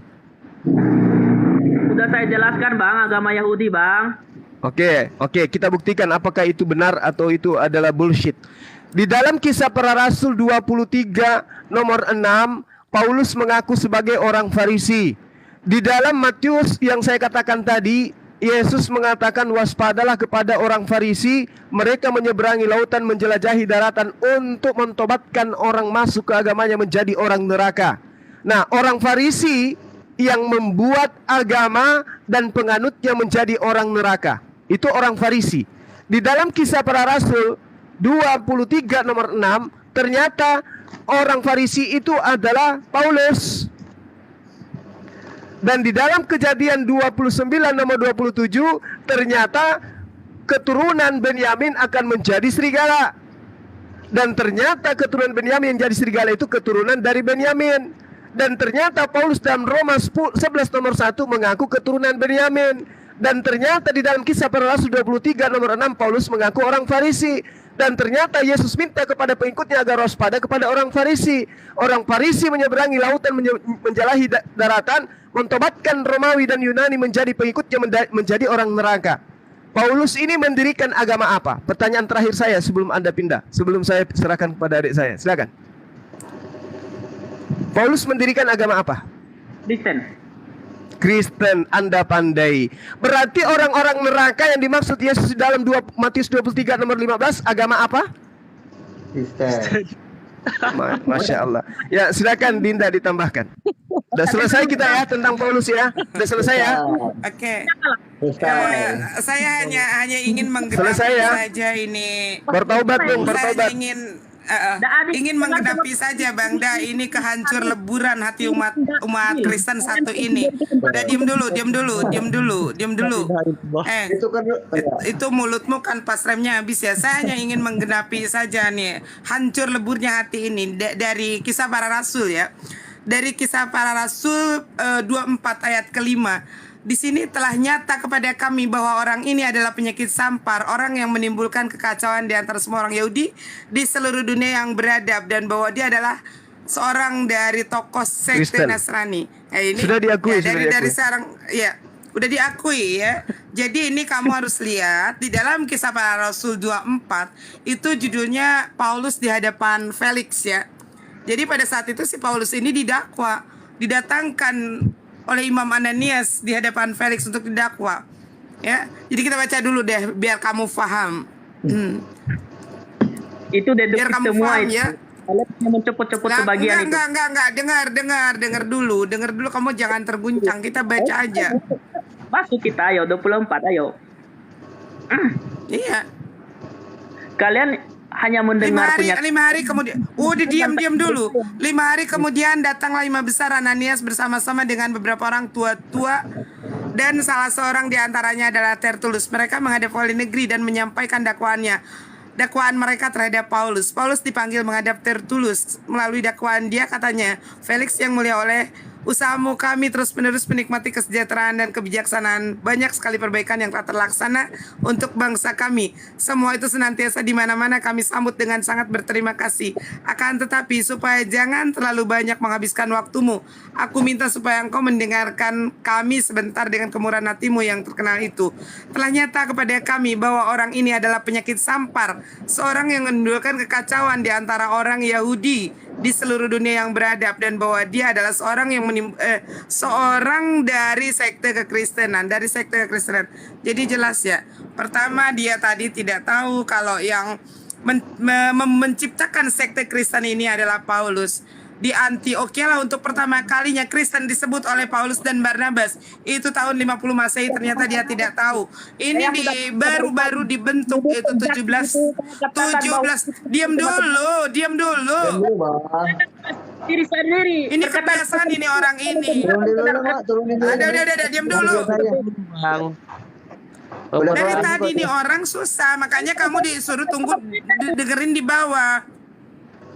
Ya. Biarin nggak apa-apa, kamu tunggu dulu di bawah karena ada 1000 orang yang butuh edukasi ini. Nah, tadi si Kristen tadi tidak tahu kalau yang menciptakan sekte kekristenan itu adalah Paulus. Di Antioquia lah untuk pertama kalinya Kristen disebut oleh Paulus dan Barnabas di tahun 50 Masehi, 17 tahun setelah Yesus mati. Kemudian dia tidak tahu. Ya, tadi di dalam Yohanes 6 ayat 77:1 saja sudah dijelaskan. Yesus hanya memiliki 12 murid dan salah satunya adalah iblis. Siapa yang dikatakan iblis sudah jelas. Yudas bin Simon Iskariot. Tapi dia masih memaksakan menyusupkan bahwa Lukas dan Paulus ini adalah rasul. Padahal di antara nama 12 murid Yesus saja tidak disebut. Kedua itu. Jadi 12 murid disebut Petrus. Kemudian Andreas saudaranya. Kemudian siapa lagi? Yakobus anak Zebedius. Kemudian siapa lagi? Yohanes saudaranya. Kemudian siapa lagi? Filipus, Bartolomeus, Thomas, Matius pemungut cukai. Kemudian siapa lagi? Yakobus anak Alfeus ya. Kemudian siapa lagi? Tadeus. Kemudian siapa lagi? Simon yang orang Zelot. kemudian Yudas Iskariot. Tidak ada nama Lukas, tidak ada nama Paulus di sana. Terlalu memaksakan Kristen ini, ya. Karena apa? Karena Lukas itu adalah dia bukan dari Yahudi, dia adalah Goim. Dia orang Antioquia. Tapi dia pada saat mengikuti apa yang menjadi ajaran si Paulus tentang kekristenan itu pada misi Paulus yang kedua di Troas Asia. Makanya kasihan Kristen ini. Dia ngotot dengan tidak ada ilmu. Dia bawa-bawa tadi ayat-ayat insersi. Dia tidak mengenal Bible-nya sendiri. Kasihan. Ngototnya iya. Silakan Bang Da. Bentar, Bang Japra dari Muslim apa Kristen Bang? Saya Muslim Bang, alhamdulillah Bang, Muslim. Oh, iya oke. Tadi ditukar dulu. Ya, ada yang mau disampaikan nggak Bang? Salam kenal Bang Jeffrey. Ya, salam kenal Bang. Terus saya cari ilmu ya Bang. Ya, nanti ditukar ya. Ya silakan, ada yang mau ditanyain, mumpung 5 menit Bang, silakan. Saya ditukar sama yang lain. Udah selesai kita tadi kan? Selesai dari ilmunya Bang, udah tidak menjawab dia. Dia sudah ngakui. Bang Wan, saya izin turun dulu ya Bang Wan. Ada mau udah asal. Oh iya boleh, silakan. Ya. Makasih semuanya Bang Zuma. Makasih Bang Menan, barakallah. Assalamualaikum warahmatullahi wabarakatuh. Waalaikumsalam. Udah diakui bahwa Paulus pendiri Kristen. Ya udah selesai, aman lah. Iya, pendiri Kristen. Salam semuanya. Dengan Ya, selamat sore saudaraku Woi. Sebenarnya gini, sebelum Paulus menjadi rasul, ajaran Kristus itu sudah diajarkan oleh murid-murid Yesus. Gimana? Suaranya kecil di saya. Kenceng dong Boy, semangat. Lemas sekali kau. Suaranya kecil Bang. Dekat lagi. Suaranya sudah besar. Ya. Maklum kalau kecil gitu Bang. Ya, coba diulang lagi Bang. Sebelum Paulus menjadi rasul, sebelum Paulus menjadi orang Kristen, ajaran Kristus itu sudah diajarkan oleh murid-murid Yesus. Seperti contoh Petrus, dia dalam kisah para rasul.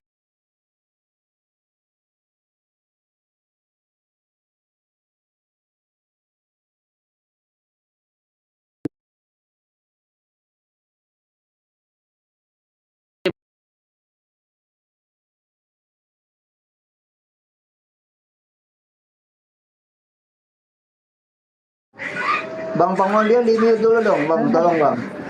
Ini ceramah Petrus ya di dalam Kisah para Rasul 2 ayat 22.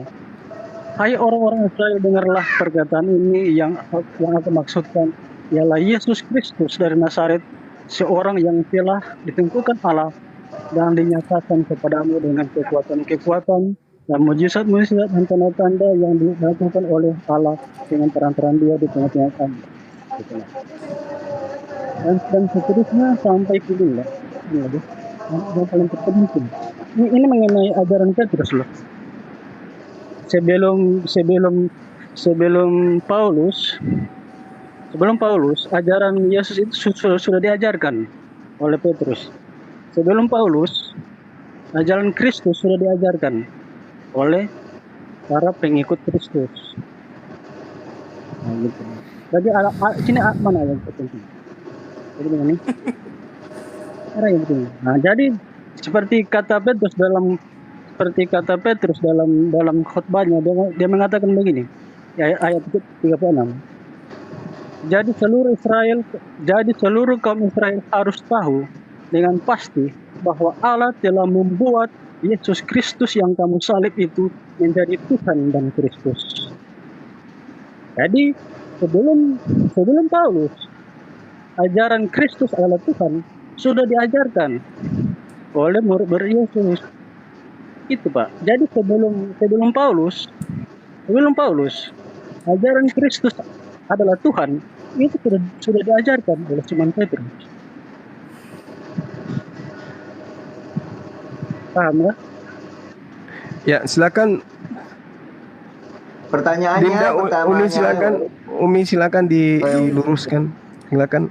Oke, jadi si Woi ini nggak tahu bicara apa ya, tapi ada sedikit terdengar bahwa sebelum Paulus jadi rasul katanya ya. Bentar. Betul ya? Iya, Sebelum Paulus jadi rasul. Iya. Sebelum Hah? Paulus menjadi rasul, ajaran Kristus itu sudah diajarkan. Itu terdapat di Memang Paulus kitab sejak kapan? Enggak, udah. Pertanyaannya sejak kapan Paulus ini menjadi rasul? Karena di dalam Galatia, pengakuan si Paulus, di dalam Galatia pasal 1. Bentar dulu, saya udah tahu. ini. Ya udah saya tangkap. Kalian mengatakan Udah saya Kristen ini ajaran tangkap. Paulus. Udah saya tangkap. Udah Saya diam tangkap dulu, juga. saya akan jawab. Tangkap juga asumsi kalian. Kalian mengatakan Kristen itu adalah ajaran Paulus. Lah iya memang betul Bang. Memang betul. Tadi di Kisah Para Rasul 24 kamu udah dengar belum? Udah Woi, diam dulu, saya sudah tangkap maksud kamu kemana? Makanya Nenek dengarkan dulu siapa ngomong si Woi ngomong. Ini apa ini? Makanya Ini kok Nenek aki-aki dengarkan satu dulu apa? si Woi ngomong. Turunin Bang. Kau kan Bang Wan. kau udah kalah duga Ini si argumen sama Bang bukan Nenek. turunin ini. Dah, ya. Apain lu naik-naikan begitu? Saya juga sudah Kelihatan tangkap. banget kalian panik. Saya juga tangkap. Udah Woi. Udah saya tangkap. Pertanyaan kamu. Ih, ngomong mulu, saya udah tangkap. Adalah ajaran Paulus, iya kan? Tetapi sebelum Paulus. Udah saya tangkap. Sudah diajarkan oleh Petrus. Udah saya tangkap. Dah, diam dulu. Makanya jangan berasumsi ajaran kami ini ngomong lagi. Kamu yang berasumsi, diam dulu, akan saya buktikan dengan dalil. Saya turun dulu. Kamu ini saya hanya meluruskan akan ya terserah mau turun. Terserah kamu mau turun. Udah jangan kebanyakan ngomong. Ajaran kami ini jangan melakukan penyesatan. Itu sudah diajarkan oleh Petrus. Kalau gini, woi. Kalau Kristen itu ajaran Yesus, maka kitabmu itu kitab Yesus, bukan kitab Paulus, bukan surah-surah Paulus. Benar itu Bang. Ya? Jadi dia Paham mengatakan kalau Paulus belum menjadi rasul. Woi, bisa diem nggak? Kalau itu gimana sih, Woi? Kalian itu Kristen nggak ada etikanya, giliran orang bicara kalian ngoceh terus. Tuhan menulis kitab. Apakah ada kitab Allah yang menulis? Enggak, Yesus itu penyampai firman. Yesus itu penyampai firman. Dengarkan saya. Yesus itu menerima firman dan menyampaikan firman. Betul atau tidak? Saudara Woi. Dalam Yohanes 17 ayat 8. Ya, Saudara Woi, Yesus itu penerima firman dan penyampai firman. Betul atau tidak? Penerima. Kalau penerima dan penyampai, betul? Nah, mana firman-firman yang diterima Yesus itu mana?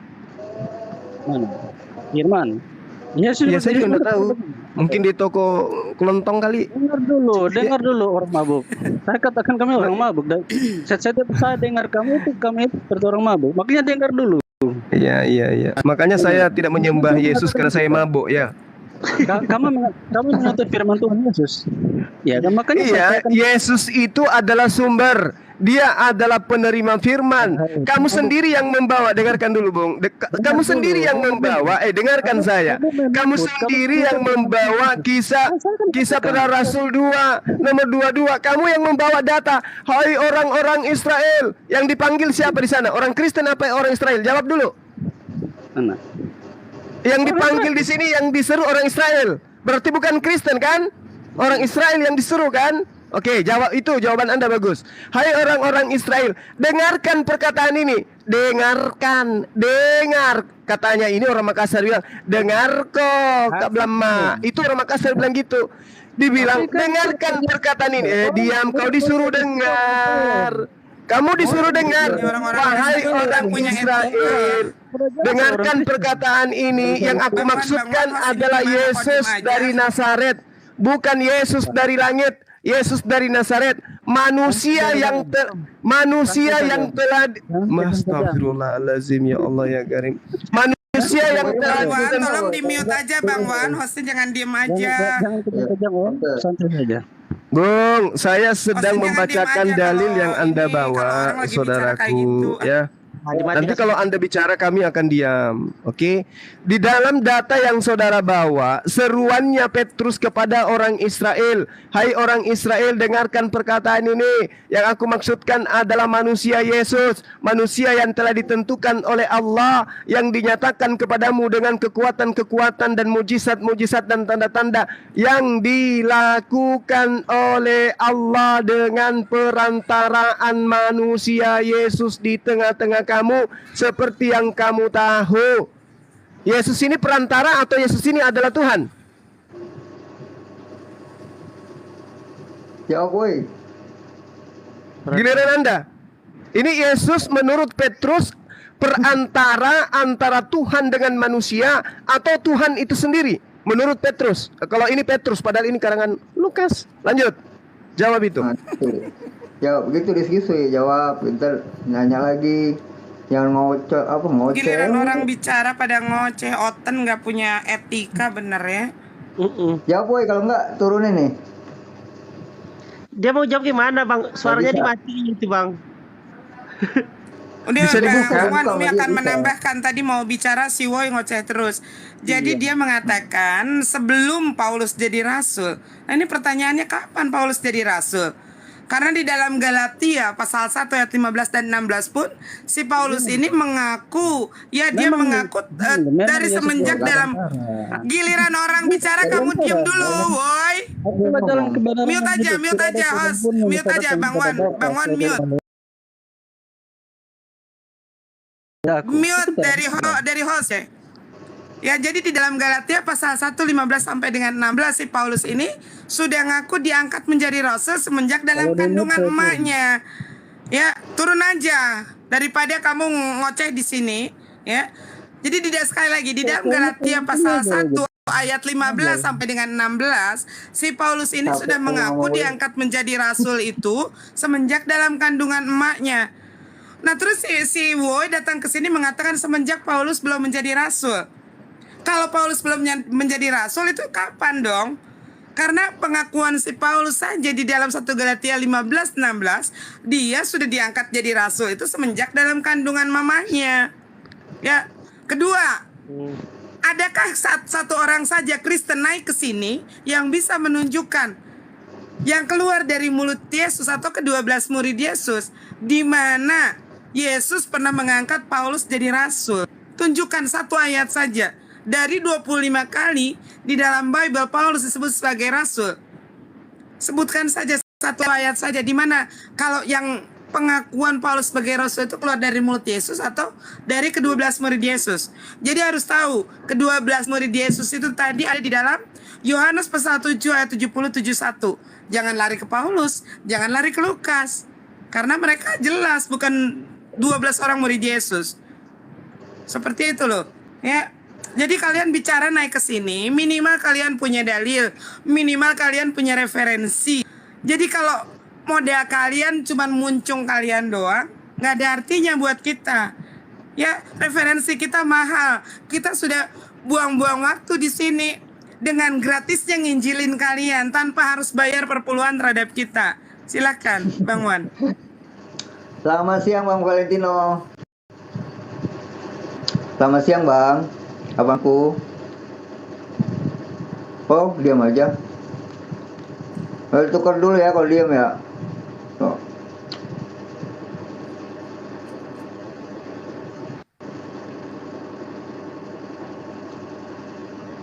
Kita sambil kita nunggu.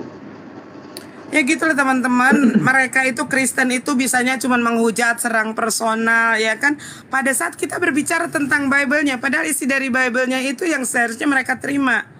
Bukan malah mereka pada saat kita menyampaikan isi Bible-nya mereka merasa dihujat. Padahal tidak ada hujatan, tidak ada asumsi. Yang kita bacakan adalah letter like dari dalam Bible. Kalau mereka mengatakan itu adalah hujatan atau asumsi, berarti mereka mengakui kalau mereka itu adalah kitab yang penuh dengan hujatan dan asumsi. Selamat siang Bang Anom. Oke, turun.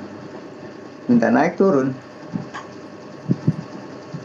Oh ini. Coba Bang cari Kristen yang agak sedikit ada bobotnya gitu loh. Jangan orang-orang kayak begitu doang. Ah. Iya. Banyak itu, jangan kita nggak tahu nih yang benar. Selamat siang Bang Juhu. Siang Bang. Oh iya, silakan ada yang mau dipertanyakan, didiskusikan.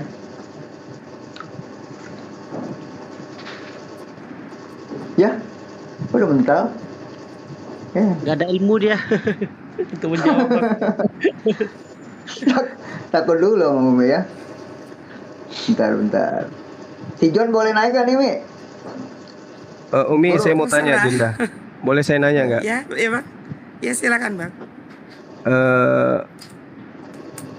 Ini nih, pernah nggak dengarkan dari teman-teman Kristen, pernah nggak mempertanyakan ini, Bapak itu siapa gitu di dalam pemahaman mereka? Bapak itu ayah, abi, aki, opung, uwa atau apa?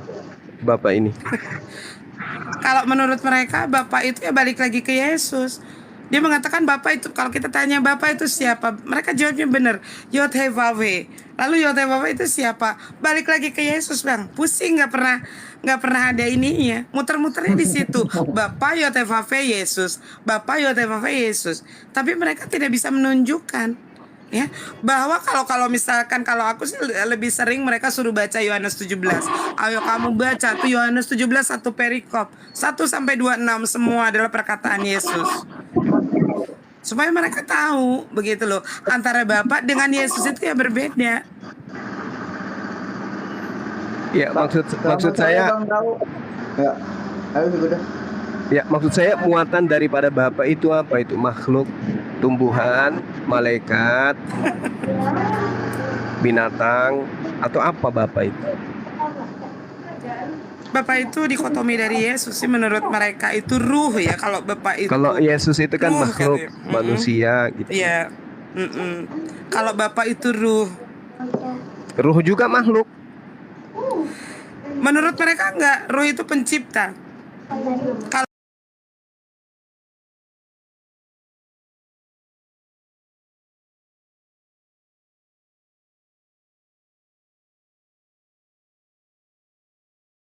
bisa nuzul ke bumi menjadi manusia seperti Yesus karena dia bukan ruh.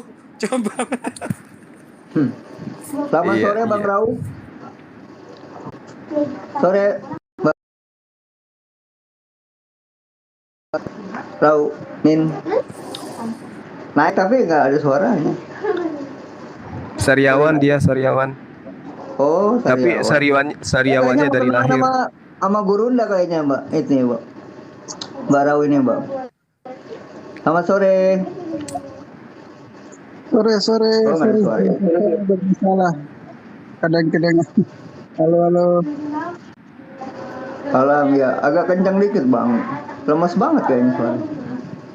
Silakan Bang. Ada yang mau didiskusikan Bang? Nyimak dulu Bang. Nanti baru ada yang ditanyakan. Dari kalau Bapak itu siapa itu Bang Rau? Bapak itu siapa? Bang Rau, Bapak itu kan ada Bapak, ada anak. Bapak ini siapa gitu? Tumbuhan, malaikat, atau? Bang Da, YouTube nggak ada suara katanya Bang Da. Oh iya. Zuma. Iya. Oke. YouTube-nya nggak ada suara. Udah bagus deh, udah bagus. Oh, udah. Kasih. Samuel. Oke, Samuel like. Ya, Bapak ini siapa, Bang? Dia semacam apa gitu, makhluk, malaikat atau apa gitu. Halo, selamat sore semuanya. Sore. Bang Samuel.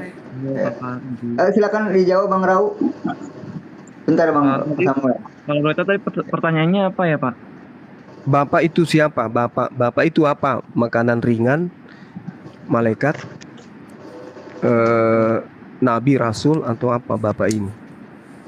Ya, kalau di dalam kekristenan itu Pak, kalau yang disebut Bapa, Anak, dan Roh Kudus, mereka itu adalah pribadi dari Allah itu sendiri. Jadi Allahnya memang satu, Esa, tapi dia 3 pribadi gitu Pak. Iya, maksud saya gini, kalau itu kita paham. Maksud saya ini Bapak ini Tuhan? Iya, Bapak itu Tuhan. Baik. Jadi ketika Yesus mengatakan Bapakku, itu maksudnya apa? Bapak itu Tuhannya. Iya, Bapa itu Tuhan. Ketika Yesus mengatakan Bapakku, itu Yesus mengatakan apa? Yesus mengatakan Tuhanku, Bapak ya. adalah Tuhan. Bapa adalah Tuhan atau Bapak Tuhanku? Bapak adalah Tuhan dan memang karena dia Tuhan dan Saudaraku dikatakan dalam Yohanes 20 nomor 17. Sekarang aku akan pergi kepada Bapakku dan Bapakmu. Ini maksudnya apa ini? Tuhanku dan Tuhanmu. Salah enggak saya? Itu benar. Jadi Benar ya? Ya benar. Berarti Yesus bertuhan ya? Ya, karena ketika Oke, baik. anak ini mengambil daging atau tubuh terus sebagai manusia, tentu dia menjadi manusia yang memiliki Tuhan, yaitu Bapa itu sendiri, pribadi yang Bapaknya itu. Iya, berarti Tuhanku adalah diriku sendiri gitu ya? Oh enggak, Bapak sama anak beda pribadi, Pak. Oh, beda pribadi. Berarti jelas Yesus di sini memanggil Tuhannya gitu ya? Yesus memanggil Bapak, ya. Sebagai manusia dia memanggil Tuhannya itu Bapak. Oke, sebagai manusia Yesus bertuhan. Sepakat betul. kita? Oke. Ya. Nah, Yesus yang bertuhan ini sekarang jadi apa dia? Yesus yang bertuhan dia menjadi pribadi anak, Pak. Sekarang ini maksudnya, dia masih bertuhan atau? Oh, kalau sekarang ini karena Bapa dan Anak dan Roh Kudus adalah Tuhan dan Allah, jadi mereka ini saling berkomunikasi bahwa Anak menyebut Bapa yaitu sebagai Allah dan Tuhan. Bapa juga pernah menyebut Anak itu sebagai Allah dan Tuhan. Baik, yang saya tanya, Yesus ini kan adalah makhluk yang bertuhan, manusia yang bertuhan. Pertanyaan saya, sekarang ini dia masih bertuhan atau sudah ateis? Dia itu adalah Tuhan, Pak. Cuman dia mengambil rupa menjadi manusia. Jadi dia mengambil rupa menjadi manusia itu anaknya. Iya, ini yang saya tanya, yang anaknya ini, yang manusia ini yang saya tanya. Yang manusia ini, yang bertuhan ini, sekarang dia masih bertuhan atau sudah ateis?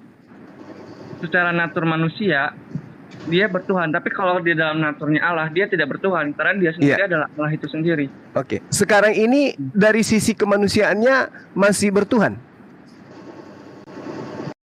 Masih. Masih. Berarti di surga Yesus bertuhan ya? Oke.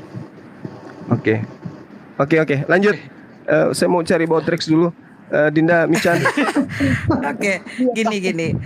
Roger, aku mau tanya. Tadi melanjutkan apa yang disampaikan oleh Bang Zuma ya.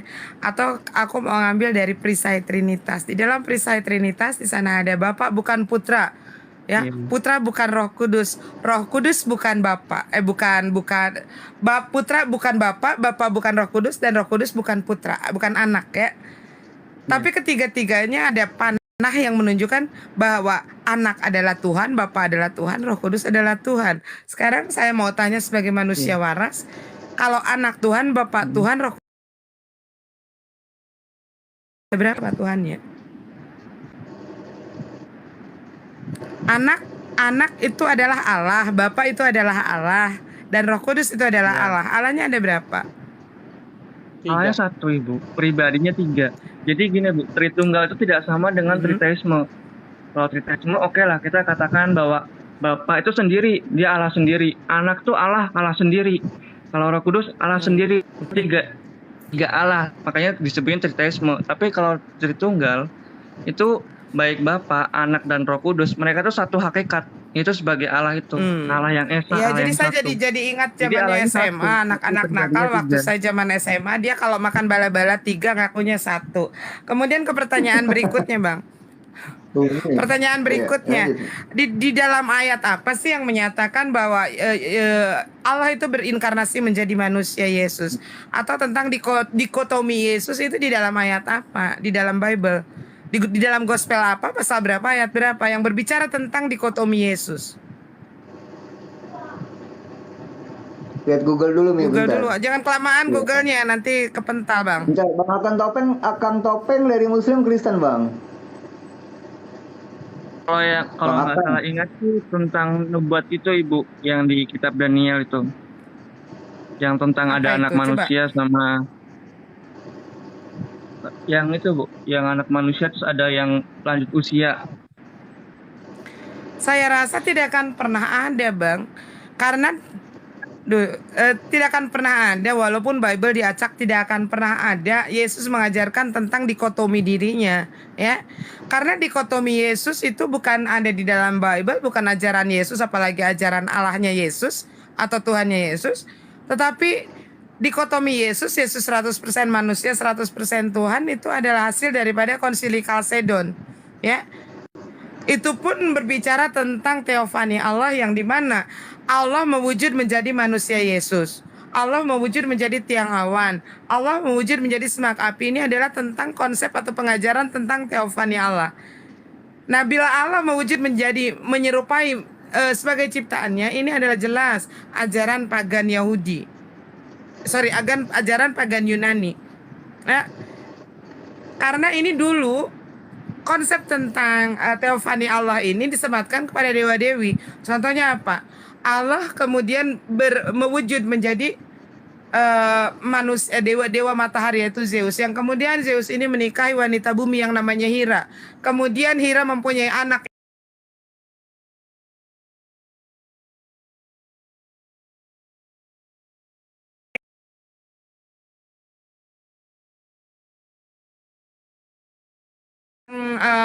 sama halnya dengan Hercules, kan tidak, ya. Kalau kisahnya Hercules jelas seorang dewa menikahi wanita bumi, maka lahirlah Hercules. Ini adalah konsep tentang teofani Allah, di mana Allah berteofani menjadi dewa Zeus, seperti itu. Apakah kisah Yesus seperti itu? Tidak, karena dikotomi Yesus bahwa Yesus ini memiliki dua natural atau dua pribadi, 100% manusia, 100% Tuhan. Itu adalah hasil daripada konsili Kalsedon. Silakan dibaca tentang konsili Kalsedon. Itu menghasilkan salah satu poinnya adalah tentang dua naturnya Yesus. Kabur. Ya udah, lanjut. Bentar nih. Pening dia, Mi. Selamat sore Bang Paulus. Sore Bang. Bang Paulus, buka mute-nya. Ini si Paulus ini selalu bikin Bang Paulus prank orang banyak ini. yang lain tapi enggak. Ngeprank terus kerjanya ini Bang Paulus ini.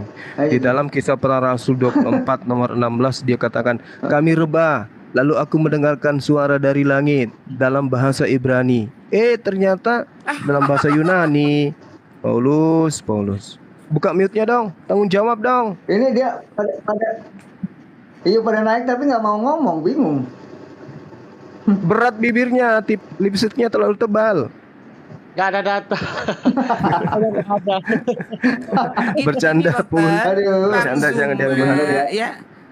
Di sini ada Bang Dazuma, ada Michan. Di sini kita itu nggak galak kok, kalau kaliannya gimana ya, masuknya itu pakai aturan gitu. Aturannya apa, punya etika. Sopan diskusinya ya kan? Bawa dalil, ya minimal referensi deh. Jangan jual asumsi di depan kita gitu. Kita pasti akan keras. Silakan Bang Wan. Selamat sore Bang User, apa bingung aku nih. Sore Bang. Tuh kan, pada diem kan? Naik doang, mau minta naik tapi diem. Bang. Sariawan. Tapi dari lahir.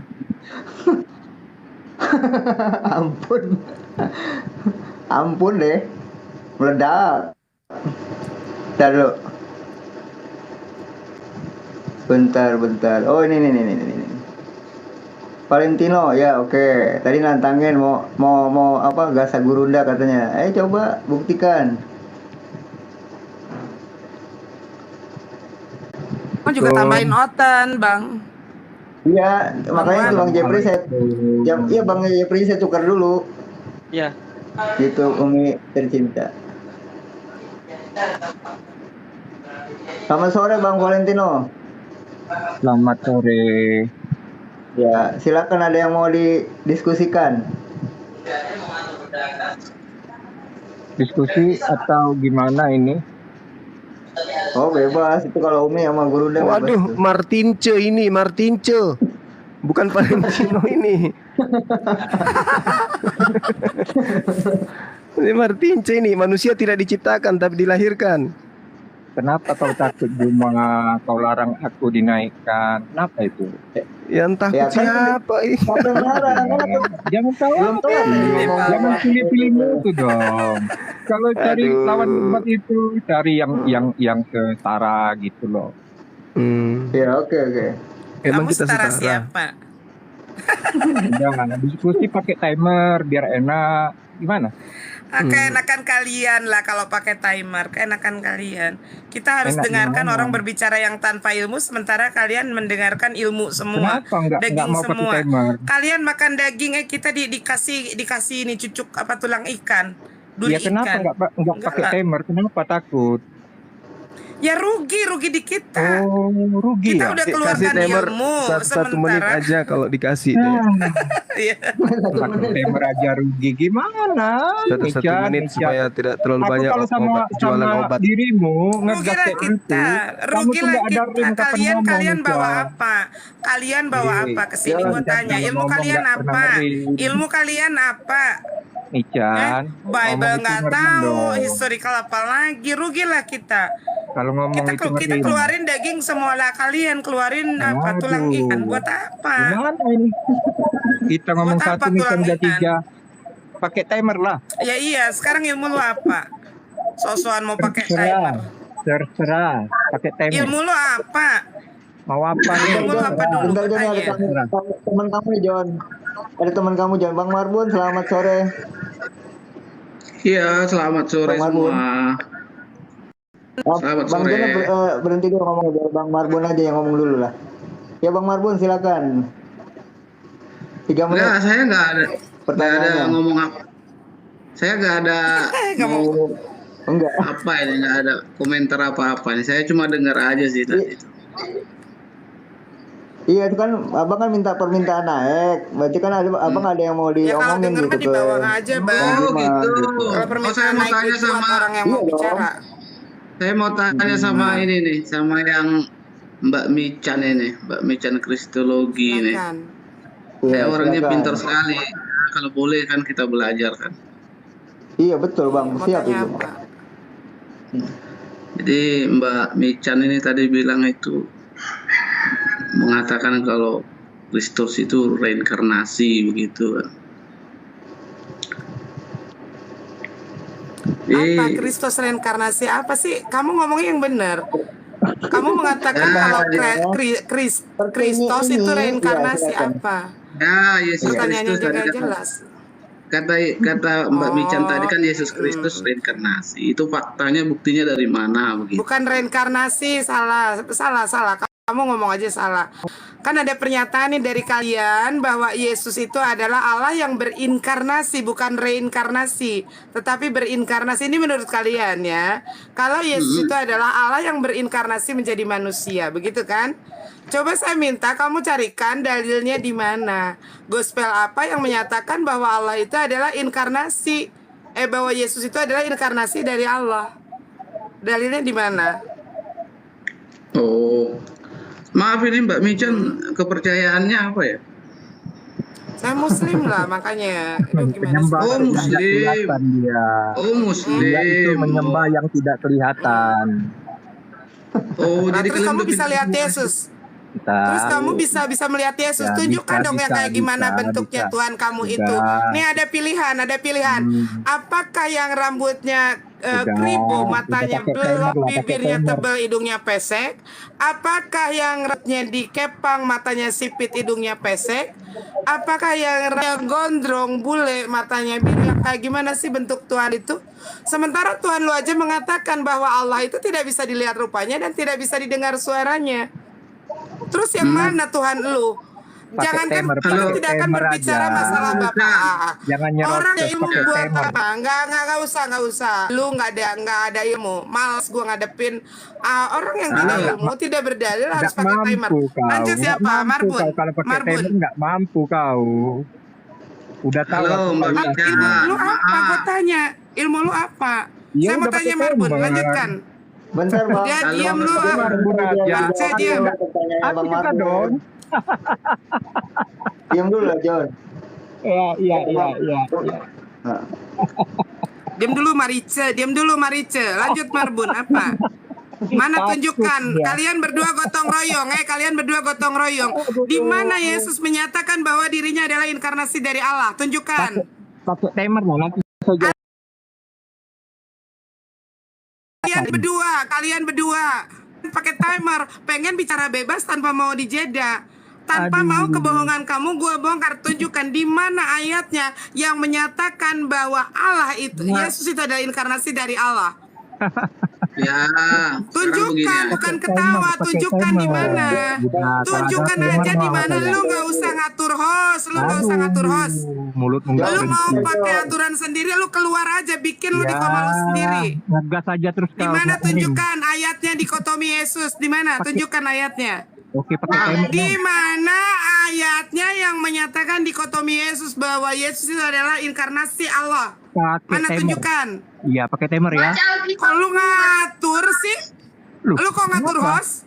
Lu kalau mau ngatur jalannya diskusi ini, lu keluar dari sini, lu buka koma sendiri, susah banget. Saya minta timer aja kau sini ngatur tanpa punya ilmu. Kenapa kejang-kejang kau aku minta timer? Lu kalau minta di sini tidak ada aturan pakai timer dari awal. Pertama nggak ada aturan pakai timer. Lu kalau mau bikin aturan sendiri, lu keluar dari sini, lu buka koma sendiri, lu pakai timer. Nggak bisa saya tahan. Udah diam. Lu nggak ada ilmunya, diam. Lu nggak ada ilmunya. Pakai timer. Oke, silakan jawab aja pertanyaan gua. Pakai timer. Ngatur. Lu kafir dungu, jangan ngatur. Udah, turunin aja Bang Wan. Orang kayak gini gak ada ilmunya. Dia cuman mau. Udah turunin Bang Wan. Turunin Bang Wan. Takut ya kalau pakai timer, takut. Turunin Bang Wan. Karena dia hanya begini pakai timer. Nah dia nggak bisa jawab. Tunjukin aja di mana dalilnya. Oke, Marbun, tunjukkan di mana dalilnya tentang dikotomi Yesus.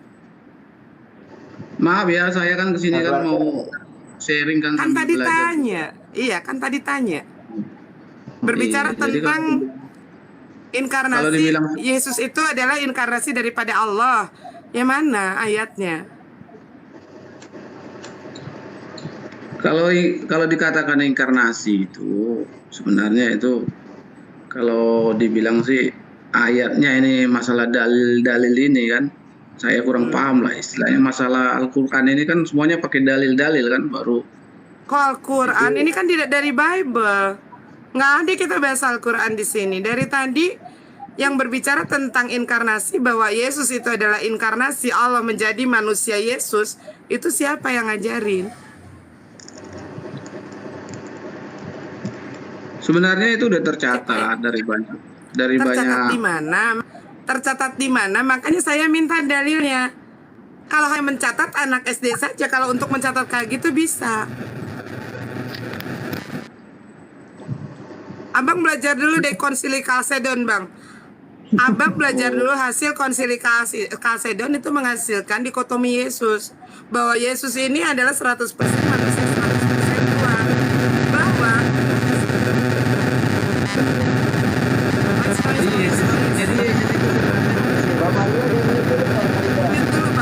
mute dulu Bang Wan. Tolong dong. Ya. Ya. Bahwa hasil Konsili Kalsedon itu menghasilkan tentang dikotomi Yesus 100% manusia, 100% Tuhan. Kalau Yesus berinkarnasi menjadi manusia, menjadi ciptaannya, itu adalah tentang konsep teofani Allah yang tadi saya jelaskan. Konsep teofani Allah ini adalah fix, itu adalah ajaran pagan Yunani. Bahwa Yesus kemudian bahwa Allah itu berinkarnasi menjadi manusia. Yesus bahwa Allah itu berinkarnasi mewujud menjadi tiang awan, bahwa Allah berinkarnasi mewujud menjadi tiang api, itu adalah ajaran pagan Yunani.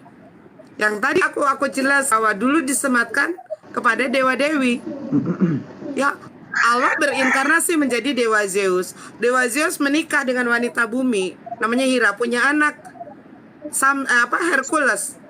Punya anak Hercules. Hercules ini mempunyai dikotomi 100% manusia, 100% dewa. Maukah Yesus yang kalian anggap sebagai Tuhan itu dia dianggap seperti itu? Dianggap seperti ajaran dari pagan Yunani. Oh, jadi gitu ya Mbak Michan ya? Iya. Jadi yang benarnya ini agama Islam ini dong? Betul. Karena apa yang Allah katakan, Inna dina indallahil Islam, satu-satunya agama yang diridhoi di sisi Allah hanyalah Islam. Oh, siapa yang bilang itu? Tuhannya Yesus yang bilang. Oh, siapa yang bilang? Mbak Maria, selamat sore. Mbak Maria, bentar Bang Margun. Iya, sore. Selamat. Gimana kabarnya sore ini? Shalom semuanya. Salam. Gini nih, enak nih yang lembut diajak ngomongnya enak nih. Silakan, ada yang mau dipertanyakan dengan Bang Juma, Pak Umi. Iya, selamat sore. Halo, Mbak. Iya, dengar Iya, saya selamat dengar. sore. Iya. Dengar. Iya, saya mau menjelaskan tentang yang dibilang inkarnasi ya, Mbak ya. Inkarnasi ya. Ya, deketin lagi dikit, Mbak. suaranya, Mbak. Deketin dikit, Mbak. Iya, itu ada di Injil Yohanes pasal 1 dan firman itu adalah dari Allah. Jangan hilangkan darinya. Jangan dihilangkan darinya dan firman yang mana itu? Ini Mbak, Yohanes 1 ayat 1. Saya bacakan lagi ya. Pada mulanya adalah firman. Firman itu bersama-sama dengan Allah. Dan firman itu adalah Allah. Bukan dari ya Mbak ya? Dari Maaf. Allah. Inilah LAI menghilangkan Bukan kata dari dari. Allah. Firman, sekarang saya tanya dulu, firman artinya apa? Firman itu ya perkataan Allah sendiri begitu. Iya, firman itu perkataan Allah, bukan Allah itu sendiri, tapi perkataan Allah. Firman itu adalah dabar. Dengerin dulu. Firman itu adalah dabar.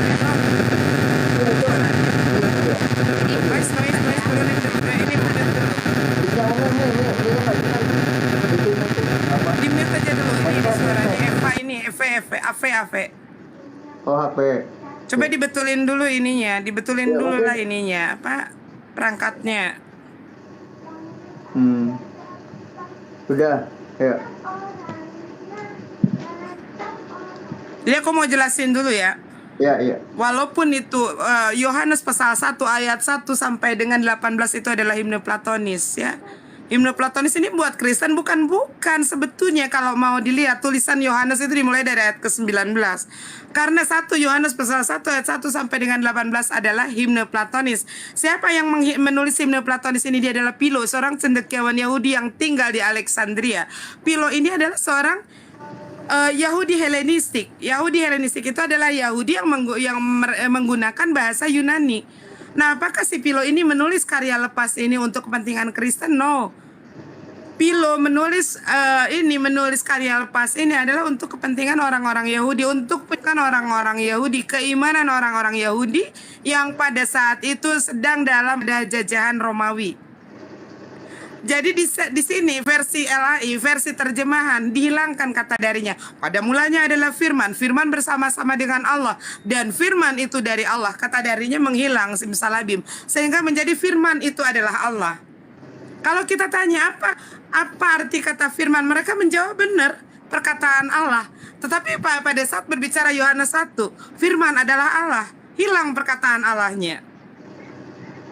Jadi firman ini adalah dabar Elohim. Betul, Yesus diciptakan pada mulanya adalah dari firman, ya. Kemudian ditiupkan ruh Allah, ruh ciptaan Allah, maka dia hidup, jadilah Yesus.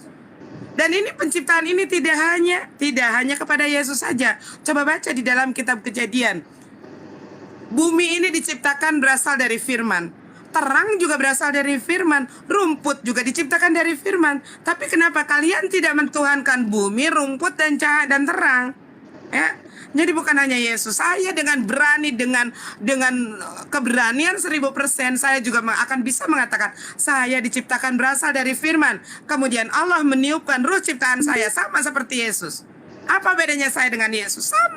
Sama-sama manusia ciptaan Allah yang diciptakan daripada awalnya daripada kalimatullah, kemudian diciptakan ruh ciptaan Allah. Yang pada mulanya adalah kun maka fayakun. Nih saya, bukan hanya Yesus. Apa yang membedakan saya dengan Yesus? Hanya dari segi terjadinya proses terjadinya.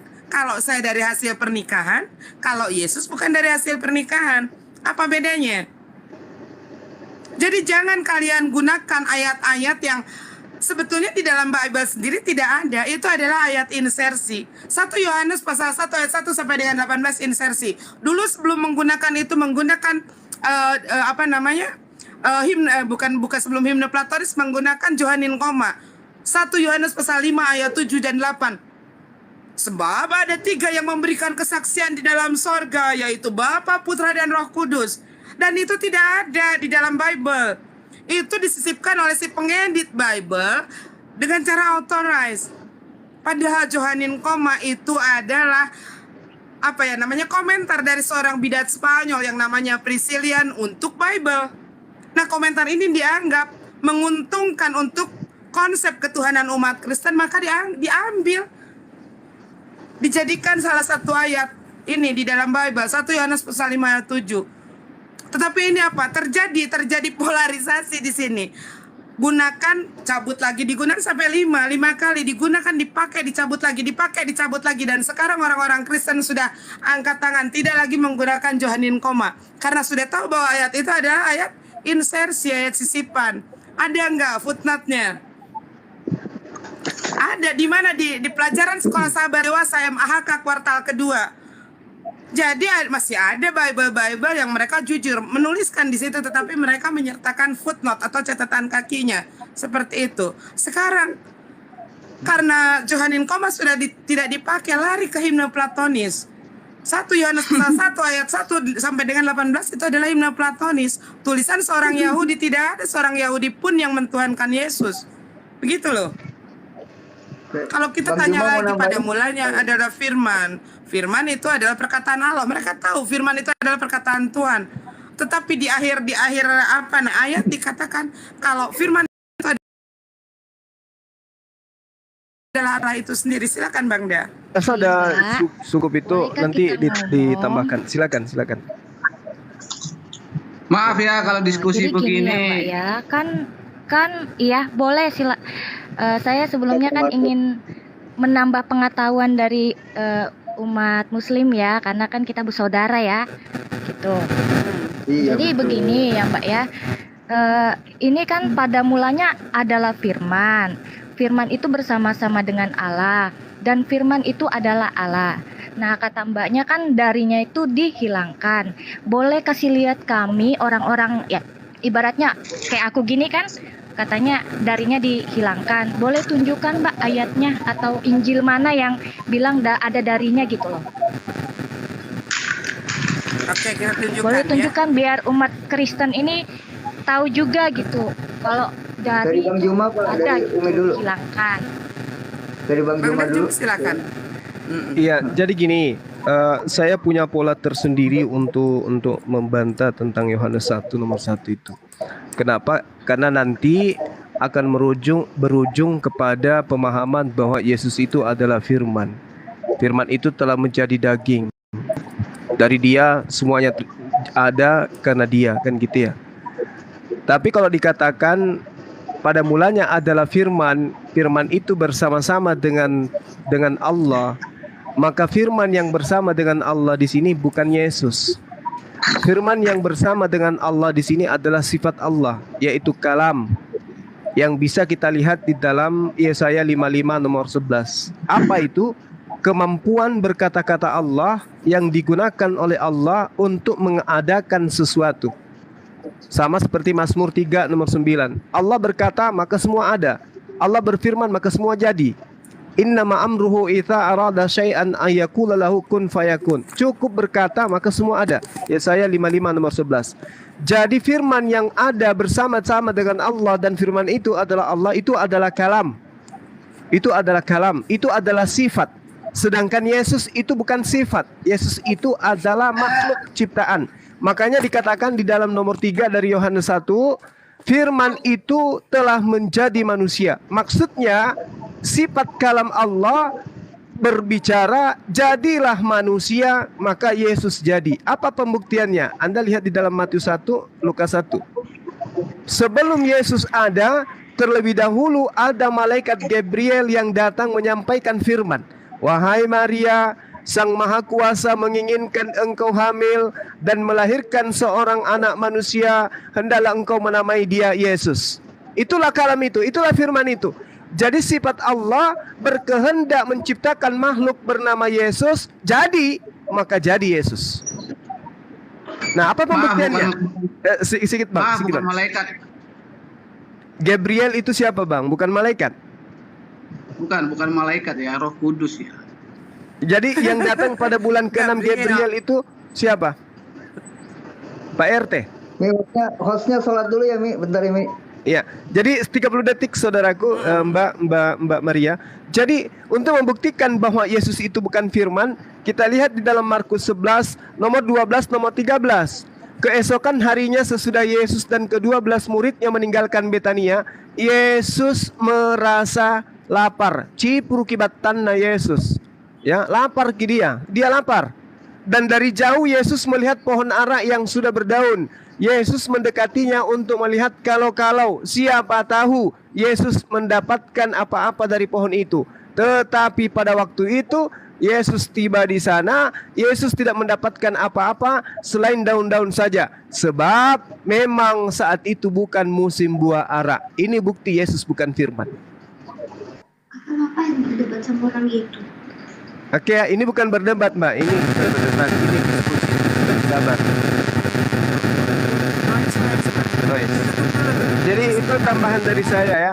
Makanya Yesus mengatakan, aku tidak dapat berbuat apa-apa dari diriku sendiri. Terbantahkan dengan kalam yang ada pada diri Tuhan. Yesaya 55 nomor 11, Mazmur 33 nomor 9. Apapun yang Tuhan mau, cukup mengatakan jadi, maka jadi. Yesus, aku tidak dapat berbuat apa-apa dari diriku sendiri. Berarti Yesus bukan firman. Demikian. Maaf, maksudnya bukan dapat. Maksudnya begini. Maksudnya pengertian tidak dapat berbuat apa-apa dari diri sendiri. Dulu ini Marbun nggak kedengeran. Maksud bahwa dibetulkan segala dulu apa itunya yang coba. Bahwa Ya, apa lanjut, yang Marbun. apa yang dilakukan oleh Yesus itu sesuai dan seturut dengan kehendak Dia yang dikehendaki oleh Bapaknya begitu. Iya, berarti Kalau aku lebih silakan Dinda. Silakan. Kalau aku lebih ngambil daripada bahasa aslinya ya, pada mulanya adalah logos. Logos itu kan firman. Logos itu bersama-sama dengan Allah dan logos itu berasal dari Allah. Seperti itu. Jadi logos ini adalah pengantara ya. Firman awalnya dari firman yang tadi Bang Zuma katakan. Bukan hanya Yesus yang berawal dari firman, dan Umi juga tadi katakan bahwa bumi ini diciptakan dari firman, terang juga diciptakan awalnya dari firman, rumput juga dari firman. Bahkan saya sendiri, Bang Dazuma, awalnya diciptakan dari firman, kemudian dihembuskan ruh ciptaan Allah, maka jadilah manusia yang hidup atau makhluk hidup seperti itu.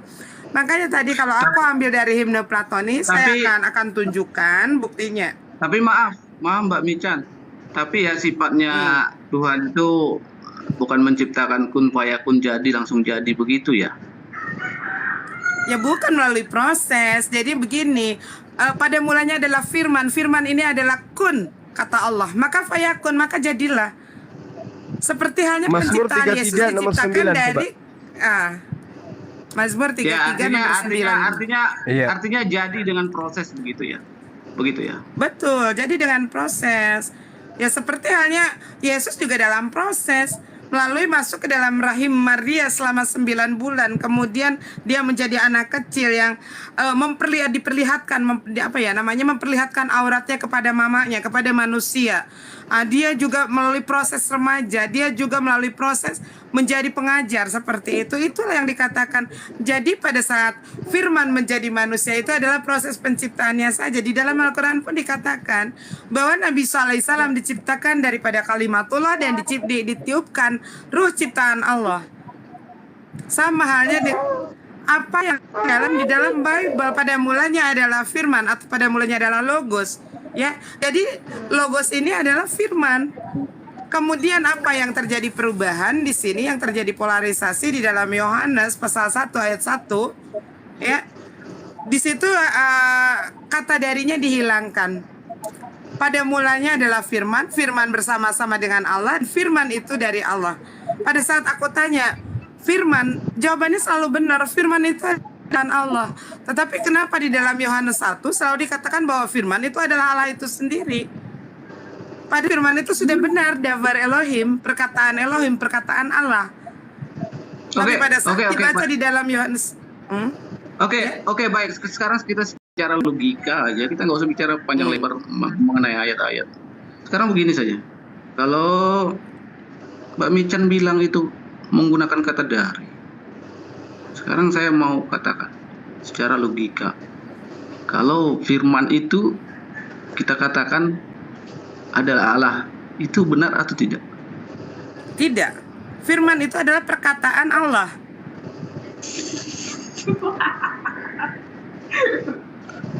Seorang raja dia Sekarang kalau berbicara. Oke, sekarang saya mau sebentar dulu saya akan balikan secara logika, mengenai sebentar dulu. Sekarang saya akan balikan lagi mengenai logika. Saya mau tanya sama kamu. Pada saat Tuhan berfirman artinya apa? Apakah Tuhan beralah? Tuhan berfirman. Sekarang tujuannya Tuhan datang ke dunia itu apa? Kita sekarang ini nggak mengerti betul bagaimana bentuk. Udah mendingan itu teman-teman yang perempuan.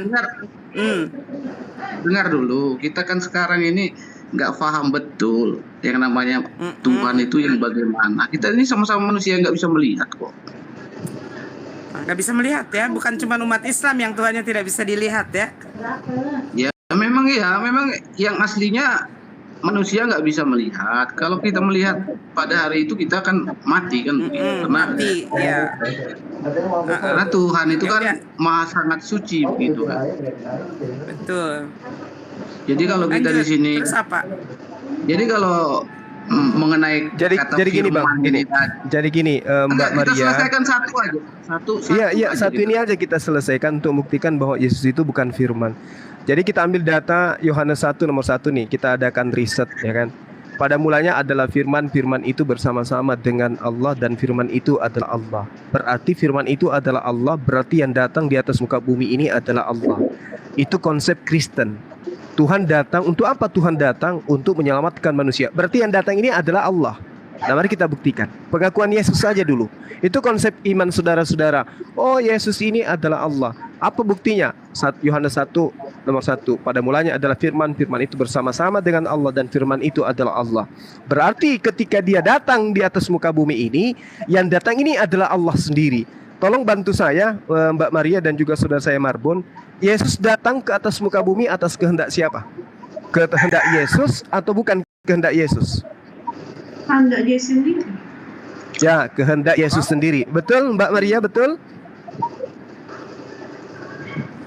Saya belum jawab.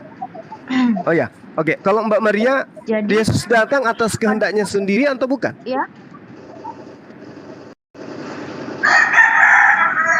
Kenapa? Yesus datang ke atas muka bumi ini atas kehendaknya sendiri atau bukan? Kehendak Allah Elohim. Bukan kehendak Yesus. Sekarang begini Pak, kalau Bapak Ya, tunggu saudaraku. Maaf, Ya, silakan. jawab. Iya, silakan. Jadi kalau Masnya bilang kehendak Yesus, kehendak ini, itu sama aja Mas ngomong ibaratnya dua orang. Nah, di agama kami umat Kristen itu tidak seperti itu, tidak seperti 1 ditambah 1 ditambah 1, tidak. Karena Allah kami itu Allah Esa. Dia bisa ibaratnya motor dia gitu. Nah, jadi tapi faktanya gini Mbak. Tapi faktanya kan tadi dia bilang. Silakan. Iya, faktanya apa? Faktanya Kristen yang kemudian yang ngatur-ngatur Tuhan. Tuhan mengatakan tidak ada yang serupa dengan saya. Yesus mengatakan Bapa itu tidak bisa dilihat, suaranya tidak bisa didengarkan. Tapi Kristen mengatur Yesus itu Bapa sendiri, betul nggak? Siapa yang bilang seperti itu? Nah, itu makanya saya tanya, makanya saya tanya, Yesus ini datang atas kehendaknya sendiri atau bukan? Jangan ambigu di sini. Kehendak Allah Elohim. Nah, berarti Elohim dan Yesus beda. Berarti Elohim dan Yesus beda.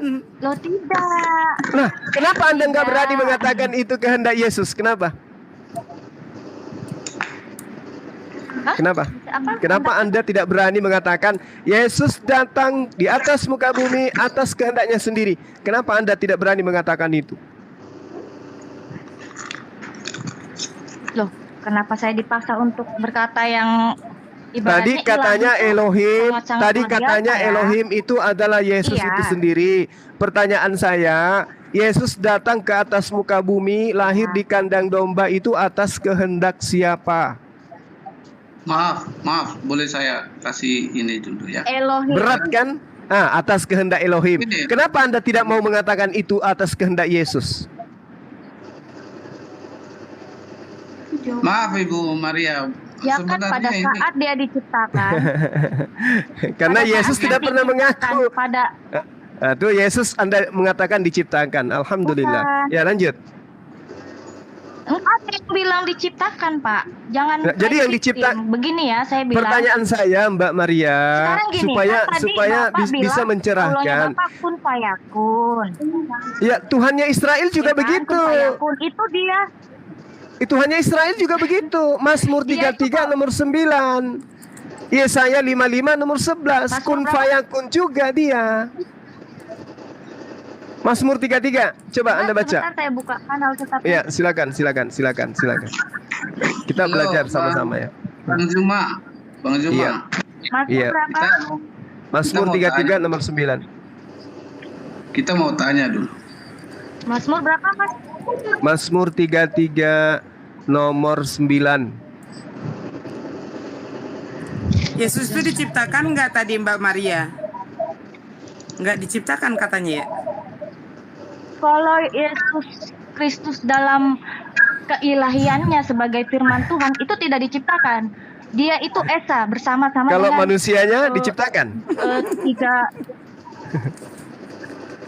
Kalau manusianya memang dia terlahir ibaratnya kan harus lahir sebagai manusia Oke. untuk menebus dosa kan? Oke, berarti manusianya Ya, ini karena juga kan dia Tuhan atau memang bukan? lahir.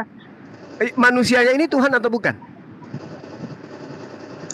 Dalam keilahiannya dia itu Tuhan. Kemanusiaannya? Firmannya dia. Gitu. Dalam kemanusiaannya?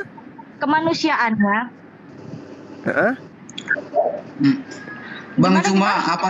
Dalam kemanusiaan, dalam keilahiannya dia Tuhan. Dalam kemanusiaannya dia apa?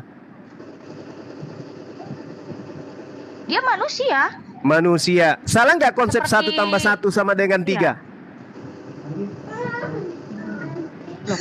Tidak seperti itu dong. Nah, terus kemanusiaan Yesus kemana sekarang? Kemanusiaannya itu dipersiapkan untuk menebus. Enggak, dosa sekarang manusia itu yang itu sudah tercemar oleh itu Adam sudah dan Hawa. diajarkan Paulus Begitu. abad pertama, diajarkan untuk dijual ke Romawi dan Yunani. Yang saya tanya, sisi kemanusiaannya sekarang ini dia masih manusia atau sudah berubah menjadi keju? Menjadi apa? Menjadi dewa apa Sekarang, gitu, menjadi sekarang Tuhan. ini. Iya, sekarang ini. Iya. Sekarang ini dia Tuhan. Berarti yang manusia Dia lagi tadi mempersiapkan berarti yang manusia untuk tadi kedatangan Oke, kalinya di sini. berarti yang manusia tadi berubah menjadi Tuhan. Iyalah, kembali kepada ketuhanannya. Gimana sih? Loh, kok manusia berubah jadi Tuhan? Nah, ini Yesus. Tidak seperti itu Ini Yesus Anda konsepnya. katakan ada sisi kemanusiaannya. Sisi kemanusiaannya itu adalah ciptaan. Dia bukan ilahi. Dia ilahi dan ada sisi kemanusiaan. Pertanyaan saya, Yesus mengatakan di dalam Yohanes 5 nomor 30, aku tidak dapat berbuat apa-apa dari diriku sendiri. Nah, yang tidak bisa berbuat apa-apa ini adalah manusia. Nah, manusia yang tidak bisa berbuat apa-apa dari dirinya sendiri ini sekarang menjadi apa dia? Bisa dia membuat dirinya menjadi Tuhan rupanya. Tadi kan sudah saya jelaskan arti kata-kata tidak dapat berbuat apa-apa dari diriku sendiri. yang mengartikan bahwa Kristus itu patuh dalam kehendak Bapa. Begitu. Nah, berarti dia bukan Tuhan. Berarti dia bukan Tuhan karena dia masih patuh kepada perintah esensi yang lebih tinggi otoritasnya daripada dirinya. Betul atau betul? Maaf. Bukan seperti itu. Jadi seperti apa? Kalau sesuatu yang begitu lalu kita klaim bukan Tuhan. Kalau sekarang begini, yang disampaikan oleh penyampaian Mazmur 33 nomor 9 aja dulu, Bang. Yang namanya Tuhan berkata semua jadi. Yesus gimana? Bisa nggak seperti itu? Sekarang tadi begini. saya sudah membacakan Markus 11 loh ya. Markus 13. Silakan. Sekarang begini, Bang Zuma. Markus 11. Bang Zuma ini seolah-olah menuntutkan bahwa Tuhan itu sendiri. Kalau Tuhan itu sendiri kan sudah dinyatakan dari semula. Kita tidak bisa melihat Dia. Yesus kita lihat. Yesus kita lihat, Bung. Ya, Yesus kita lihat karena melalui perantaraan Yesus lah kita bisa mengenal. Berarti Tuhan. Yesus bukan Tuhan, betul atau betul? Loh, berarti Tuhan tidak bisa dilihat, Yesus bisa dilihat, berarti Yesus bukan? Kalau bukan Tuhan hantu. datang ke dunia, kalau Tuhan datang ke dunia, ini bumi hancur semua. Ya, pintar. Berarti yang datang ini bukan Tuhan, betul? Betul. Yesus itu Tuhan yang datang sebagai manusia supaya orang Yesus itu Tuhan yang datang sebagai manusia. Berarti Yesus datang atas kehendaknya sendiri, betul atau tidak? Ya, benar. Atas kehendaknya sendiri. Sekarang buka Yohanes 8 nomor 42. Aku datang bukan atas kehendakku sendiri. Yang mana yang pembohong, Anda atau Yesus? Yesus datang. Boleh nggak bunyi kucing saya nih? Udah gatal kali bibirku ya. Mohon maaf. Meow. Bang Zuma. Ya, lanjut. Aku boleh ngomong? Silakan. Ingat ya pengakuan Yesus Yohanes 8:42. Aku datang bukan atas kehendak sendiri. Anda dibantah tadi ya. Anda terbantahkan. Makanya Yesus mengatakan, "Enyahlah daripada aku engkau semua pembuat kejahatan." Mereka mau tafsiran Alkitab, tapi itu bukan tafsir, adekku sayangku cantik sekota kabupaten. Itu bukan tafsir. Mulut Yesus yang mengatakan aku datang bukan atas kehendakku sendiri. Iya benar. Itu begini ya. Itu benar, bagus. Alhamdulillah. Makasih sudah dibenarkan. Itu benar. Ya, alhamdulillah. Diulangi lagi kedua kalinya. Berarti yang tadi bohong, nggak benar. Sebab itu segala sesuatunya apa yang Yesus lakukan di bumi itu turut dengan kehendak Bapa. Betul. Nah, berarti jadi Yesus bukan Bapak.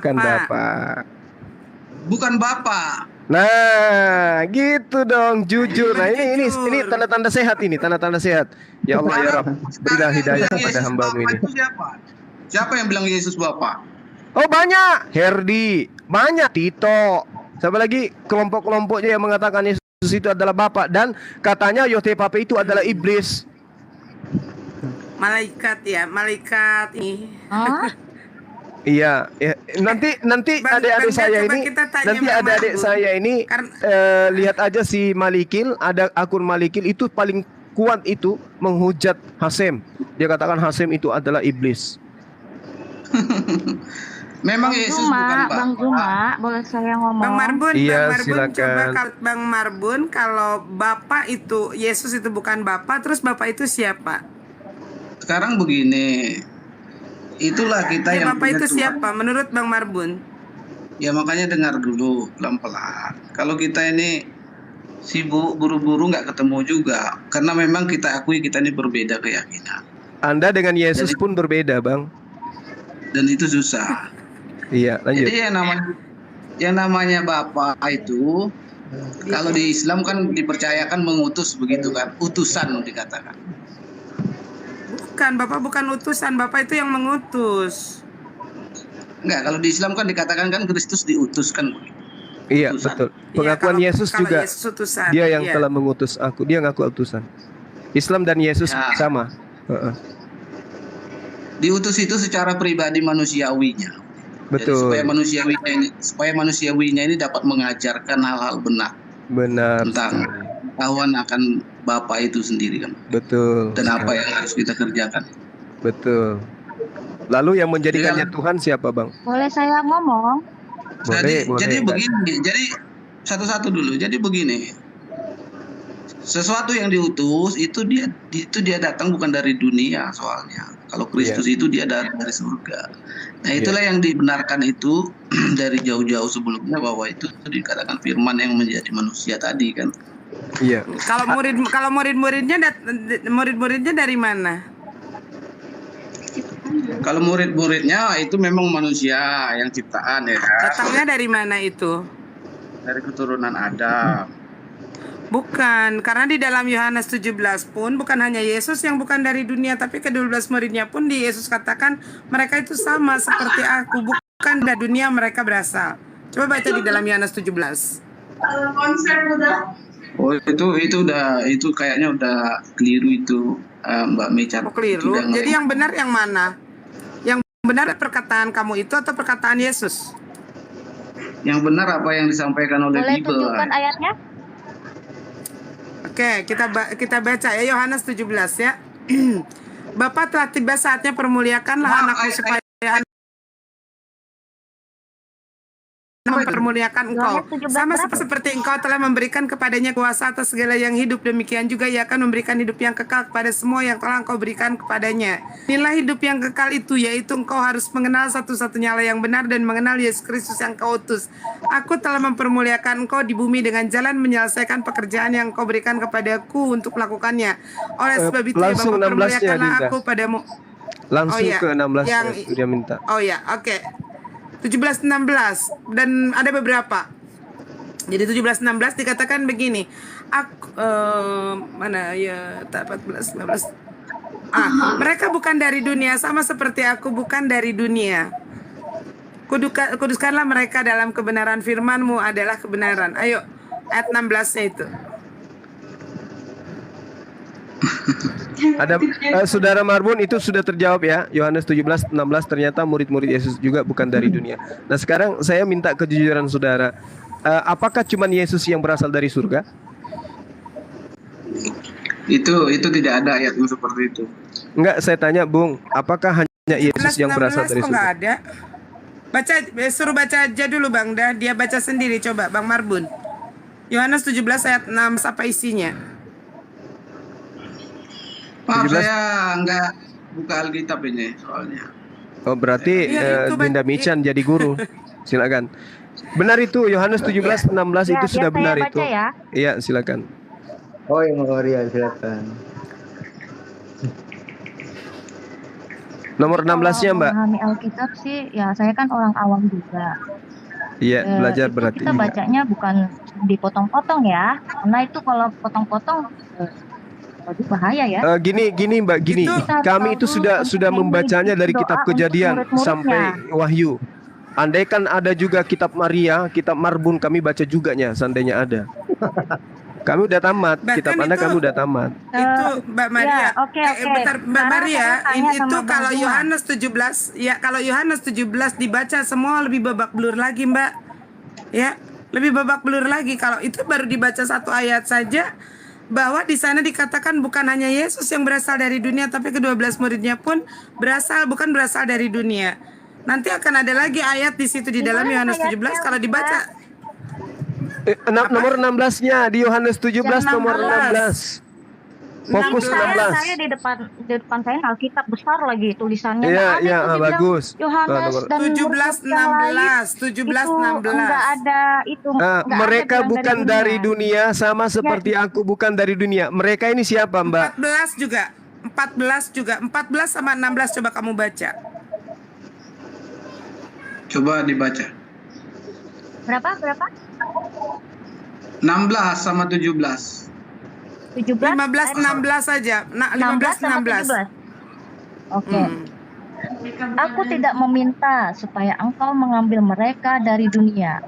Dari 14 sekali lagi dari 14 sampai 16 saja.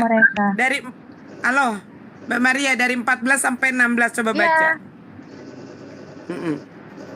Dari 13 aja sudah ya, biar deal. Oke. Tetapi sekarang aku datang kepadamu Dan aku mengatakan semua ini sementara aku masih ada di dalam dunia, supaya penuhlah sukacitaku di dalam diri. Aku telah memberikan firman-Mu kepada mereka, dan dunia membenci mereka, karena mereka bukan dari dunia, sama seperti aku bukan dari dunia. Aku tidak meminta supaya Engkau mengambil mereka dari dunia, tetapi supaya Engkau melindungi mereka dari yang jahat. Mereka bukan dari dunia, sama seperti aku bukan dari dunia. Kuduskanlah mereka dalam kebenaran. Firman-Mu adalah kebenaran. Mau lanjut lagi kan? Sama seperti Engkau telah mengutus aku ke dalam dunia, demikian pula aku telah mengutus mereka ke dalam dunia. Udah, itu. Sama, bukannya Yesus yang bukan berasal dari dunia. Ke-12 muridnya pun bukan. Hah? Ke-12 muridnya pun bukan. Itu ayatnya sana itu, dikatakan mereka itu siapa? Sana dikatakan mereka. Mereka itu siapa? Pengertiannya bukan itu, bukan itu pengertiannya. Ya, jadi mereka itu siapa? Mereka itu siapa? Coba jawab dulu. Pengertiannya begini. Jadi begini, pada saat Tuhan Yesus mengutus murid-muridnya untuk memberitakan kebenaran, ibaratnya janji Yesus untuk memberi tanda keselamatan dari ibaratnya dari keselamatan itu di pohon itu loh. Mbak Maria, jangan dulu menafsirkan, itu di sana ada kata mereka. Mereka itu siapa? Iya, jawab dulu. Jadi Mereka itu siapa? Mereka itu siapa? Kenapa? Yang dimaksud mereka di sana itu siapa? Aduh, kenapa? Mereka yang bukan dari dunia itu siapa? Yang sama seperti Yesus tidak berasal dari dunia itu siapa? Yang disebut mereka. Jadi kan, iya, kalau anak-anak ibaratnya yang sudah percaya dengan Tuhan Yesus, itu tidak lagi ibaratnya kayak gitu. Nah, Mbak Maria, pertanyaan dari Bang Zuma. Mbak Maria, dengerin dulu. Yang menjadi pertanyaan Bang Zuma dan Umi, yang dikatakan di sana ada kata mereka itu siapa? Jangan lari ke sana ke sini dulu. Mereka itu siapa? Itu murid-murid Tuhan Yesus. Nah, terjawab. Betul, kan Anda jawab sendiri. Nah, berarti bukan cuma Yesus yang berasal dari surga. Itu diperkuat di dalam satu. Jadi gini. 10 detik. Tafsirkan Alkitab saya. Halo. Mereka ini siapa? Begitu. Halo, biar saya yang jawab. Biar saya selesaikan. Kamu yang menafsirkan, kok kita yang menafsirkan? Kita membaca secara letterlek loh. Halo. Jadi begini, kita Oke. Silakan. Ini kan kita kan ini mereka itu saya tahu Bang Zuma menyamakan dengan murid-murid Yesus. Yang disampaikan di sana, mereka yang dimaksud di sana itu jelas murid-murid Yesus. Itu benar. Nah, gitu dong. Berarti gugur ya? Ketuhanan Yesus gugur karena dia dari surga ya? Ternyata bukan cuma sendiri dia dari surga. Kenapa gugur? Iya. Ya, karena ternyata bukan cuma dia yang bukan dari dunia ini, bukan cuma sendiri dia aja yang dari surga, banyak yang lain. Makanya pahami dulu arti dari suatu kalimat, arti dari suatu firman. Pahami dulu baru bisa, jangan langsung gugur. Ya, coba Anda tafsirkan, silakan. Gimana Anda mengasumsikan? Yang di sana dikatakan bahwa mereka ini bukanlah dari dunia. Maksud di sana. Bapaknya siapa itu? Host. Suaranya Bang Wan. Iya, maaf. Lanjut. Iya. Apa maksud daripada pernyataan Yesus mereka bukan dari dunia sama seperti aku? Maksudnya di sini bahwa mereka itu telah melakukan apa yang sesuai dengan kehendak Bapa. Maksudnya mereka itu murid-murid dia itu bahwa mereka juga sudah dengan tekun hidup di dalam iman mereka masing-masing, iman percaya mereka kepada Kristus. Itu Sehingga asumsi mereka- atau ada dalilnya, Bang? Bukan asumsi, itu memang kebenarannya begitu. Jadi kita setiap Maksudnya apa orang ini? Sudah melakukan maksudnya karena abang tidak mengerti, jadi saya kasih dulu abang pengertian. Sama seperti Jadi abang yang benar itu perkataan Marbun atau perkataan Yesus? Yang benar itu perkataan Marbun atau perkataan Yesus? Itu perkataan Yesus, cuman kamu logika Perkataan kamu tuh Yesus nggak sudah sampai. sangat jelas. Ya, Gini, perkataan gini. mereka bukan Halo, mereka Ica. bukan dari dunia, sama seperti aku bukan dari dunia. Jelas perkataan Yesus. Perkataan Marbun yang enggak jelas. Gini, Perkataan saya Yesus 10 detik. jelas. Saya 10 Jelas detik, itu Bang. pengertiannya. Kalau Anda Manusia masih yang jelas. kalau di Yohanes 17:16 ini Anda masih bisa berkelit, bisa enggak Anda berkelit di 1 Korintus 15:48? Makhluk-makhluk surgawi sama seperti Yesus yang berasal dari surga. Bisa enggak Anda berkelit di sini? Kalian kenapa lompat-lompat? Dari tadi satu Enggak, saya masalah tanya, saja. Anda berkelit, Anda mengasumsikan pernyataan Yesus. Sekarang di 1 Korintus 15:48 bisa nggak Anda berkelit? Makhluk-makhluk surgawi sama dengan Yesus yang berasal dari surga. Kalian mengartikan, kami juga mengartikan sesuai apa Kalian Iya, Anda bisa nggak? Coba Anda tafsirkan 1 Korintus 15:48. Makhluk-makhluk surgawi sama seperti Yesus yang datang dari surga. Kalian ini orang-orang bodoh tapi kalian sok pintar. Betul sekali. 1 Korintus 4:13 Kristen bodoh karena Yesus. Tidak pernah clear.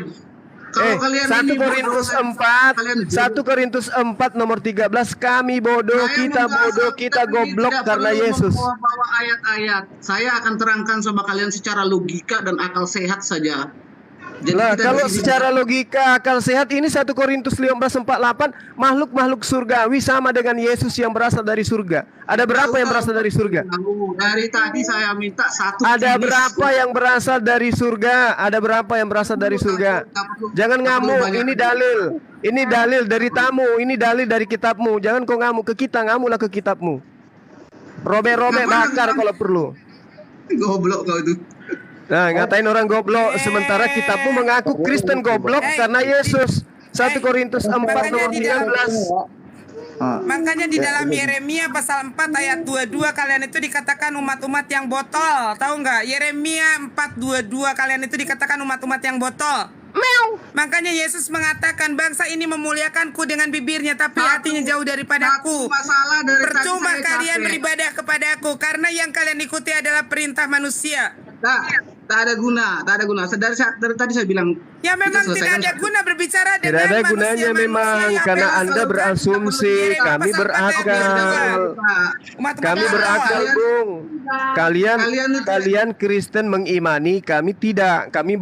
Kami berdasarkan akal, kamu berdasarkan iman. Jadi ketika berapa makhluk yang berasal dari surga? Ini bukan mencomot, ini saya sedang menginjili. Saya sampaikan berita Injil kepada kalian. 1 Korintus 15:48 makhluk-makhluk surgawi sama seperti Yesus yang berasal dari surga. Pertanyaannya, apakah cuma Yesus yang berasal dari surga? otaknya nggak nyampe, udah gitu aja. Intinya nalar abang itu nggak sampai ke sana. Nalar siapa? Oke, nggak apa-apa, nggak masalah.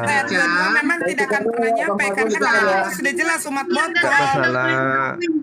Minyak dan air dan Nggak masalah. Mbak Maria, di dalam 1 Korintus 15:48 itu makhluk-makhluk surgawi ini siapa aja? Secara logika akal sehat aja dulu kita belajar, nanti baru. Kalau secara logika abang sudah kalah karena Yesus mengatakan mereka tadi Anda sudah akui adalah murid-murid Yesus. Berarti bukan cuma Yesus yang berasal dari surga, tapi juga murid-muridnya. Udah selesai. Berarti Yesus bukan Tuhan. Bagaimana dengan dalil kalian itu? Berarti Yesus bukan Tuhan kan gitu, Bang. Kabur kan? Oke ya. Kalau naik jangan emosian ya. Ya, silakan. Jangan emosi kalau berdebat. Santai. Maaf silakan. ya. Maaf sebelumnya kepada umat muslim kalau teman saya tadi tuh agak sedikit nggak bagus ya omongannya. Tapi saya mau tanya sama Bang Zuma. Iya. Gimana, Mbak? Allah itu menciptakan segala sesuatunya itu melalui apa? Firman.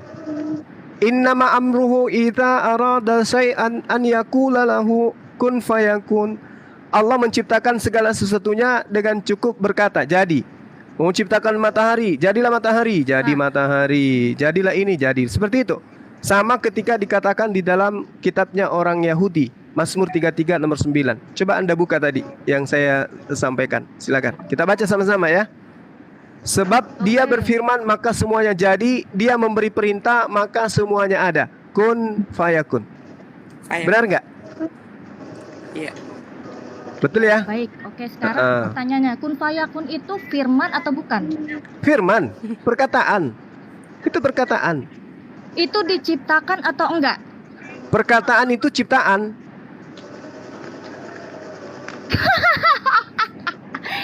Jadi firman dari Allah itu Kok ketawa? Kenapa? Sekarang begini, perkataan Mbak ini itu Mbak atau aku mau tanya buatan? firman. Enggak. Tadi Anda ketawa, sekarang saya tanya. Anda berkata, dengarkan. Anda berbicara, dengarkan. Anda berbicara, bicara Anda itu Anda atau buatan Anda? Ya saya sendiri dong. Saya sendiri dong. Ketika suara Anda, dengarkan. Ketika suara Anda itu saya sendiri dong, keluar dari mulut Anda, kata antara saya sendiri dong, itu Anda atau bukan? Ya saya sendiri memang. Hah? Yakin? Tidak ada Nanti yang ketawanya salah. jangan dipaksakan lagi ya Mbak Maria ya. Yakin yang keluar dari mulut Anda itu adalah Anda sendiri? Yakin? Loh, ya memang kan? Enggak, salah Mbak. Gini tak ajarin. Yang diri Anda itu adalah alat untuk berfirman, berkata, itu adalah Anda. Tapi yang keluar dari diri Anda berupa suara itu bukan Anda. Coba Anda buktikan ketika Anda rekam suara Anda, apakah itu adalah Anda? Bukan. Tapi itu suara Anda. Iya betul, tapi itu bukan Anda. Nah, sama ketika Tuhan itu berfirman, jadilah monyet, maka monyet itu bukan yang berkata. Sama seperti Anda. Ketika kemudian Anda mengatakan, jadilah nasi, maka anak Anda memasak nasi, nasi itu bukan Anda. Sama ketika Allah berfirman, Maria hamillah, maka yang dihamilkan oleh Maria itu bukan Allah. Seperti itu Mbak. Jadi suara Allah itu bukan Allah. Jadi firmannya Allah itu diciptakan sama Allah gitu ya. Begini. Definisinya gini. Allah memiliki sifat. Oke? Sifat yang dimiliki oleh Allah diantaranya adalah kalam, kemampuan berkata-kata. Nah, kemampuan berkata-kata Allah ini melahirkan kata-kata. Kata-kata ini disebut kalimah. Kata-kata ini disebut firman. Firman yang keluar dari Tuhan itu bukan Tuhan. Perkataan yang keluar dari saudara Maria itu bukan Maria. Misalnya, jadilah hantu. Nah, apakah itu Maria? Bukan. Iya. Gitu ya. Jadi yang Maria itu yang melekat pada diri Mbak Maria itu adalah mulut. Itulah yang disebut kalam. Makanya dikatakan sebab dia berfirman maka semua jadi. Dia memberi perintah maka semuanya ada. Ketika dia mengatakan jadilah terang, terang itu ada. Apakah terang itu adalah dia? Bukan. Terang itu adalah efek dari kalimah, efek daripada kalam. Gitu Mbak.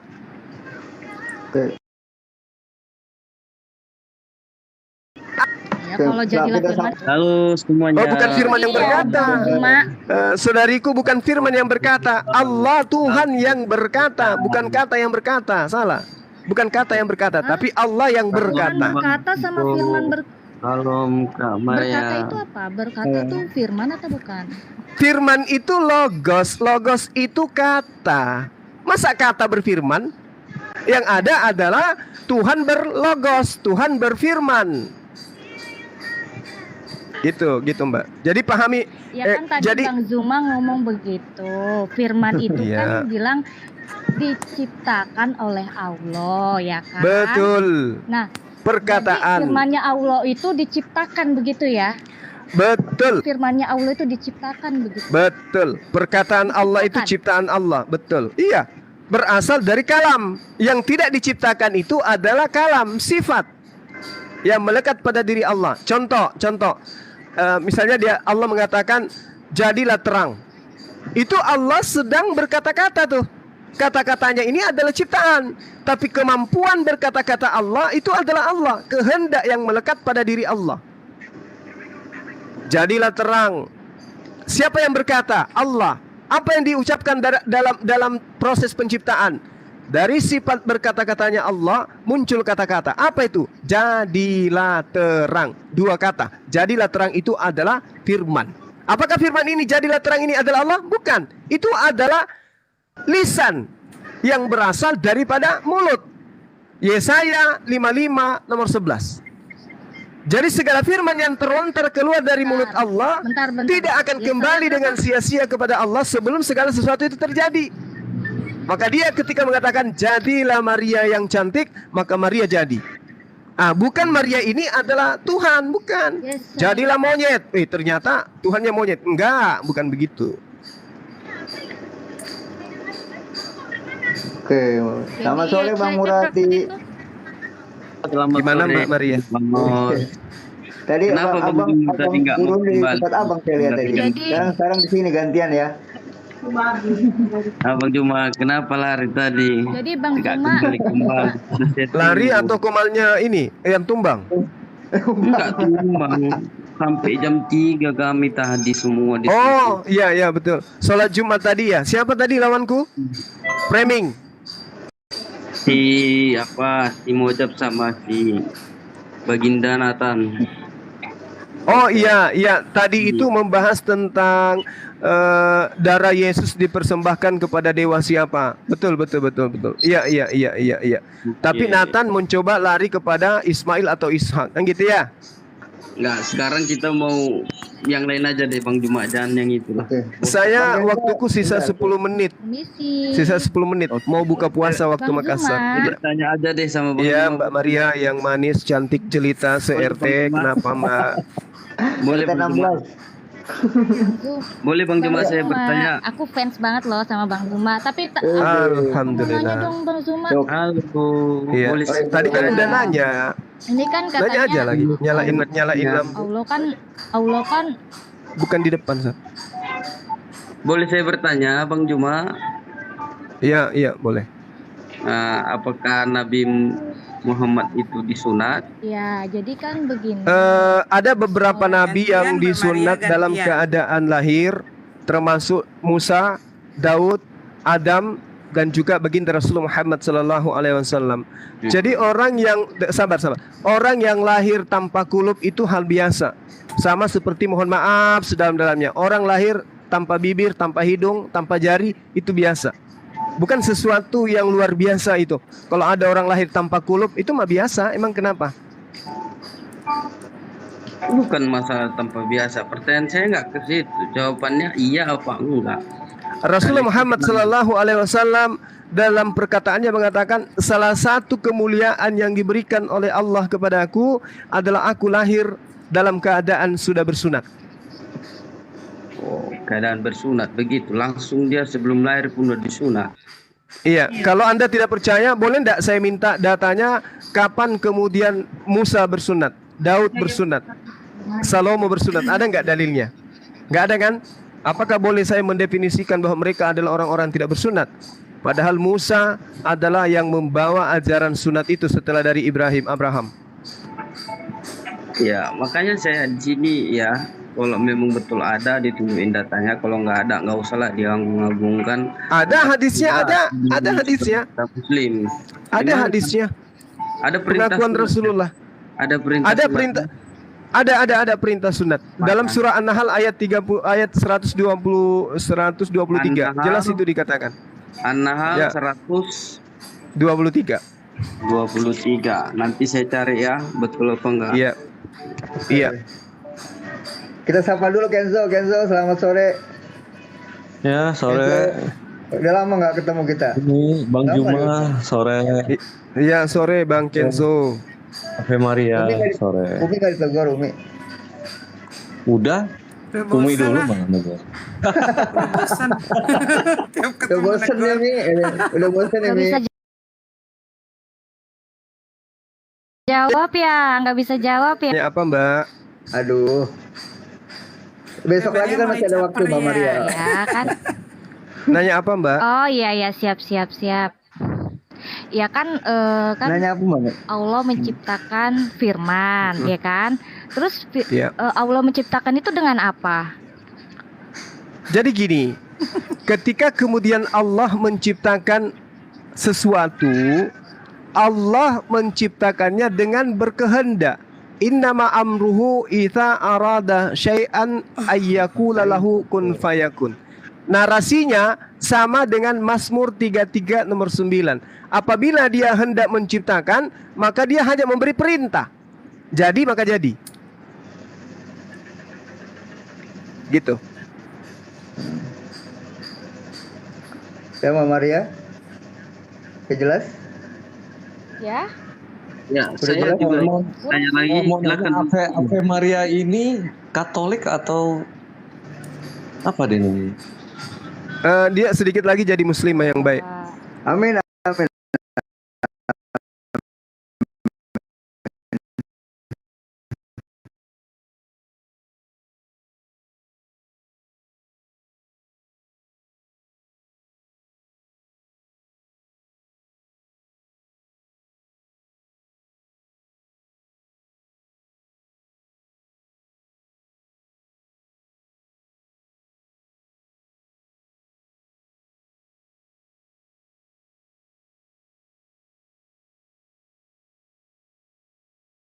Kan Bang Bang Juma Kenzo mau udah tanya apa?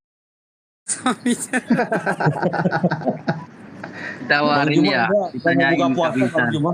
Dan nanti yang Udah. nanya Karena dia ya. nggak berani bertanya aja nggak berani. Tanyain Bang Saya Juma. sedikit lagi ya, 7 menit Bisa lagi di kurang dulu lebih. aja ntar, nggak apa-apa. Buka Ah, puasa. udah jam berapa di-mute Bang aja udah di dulu. sana sekarang? Jam Jam 17.51 Dinda. Bang, oh iya beda 1 jam ya. di mute aja dulu, nggak usah turun, nanti nyambung lagi Iya. Bang. Bisa nggak Bang?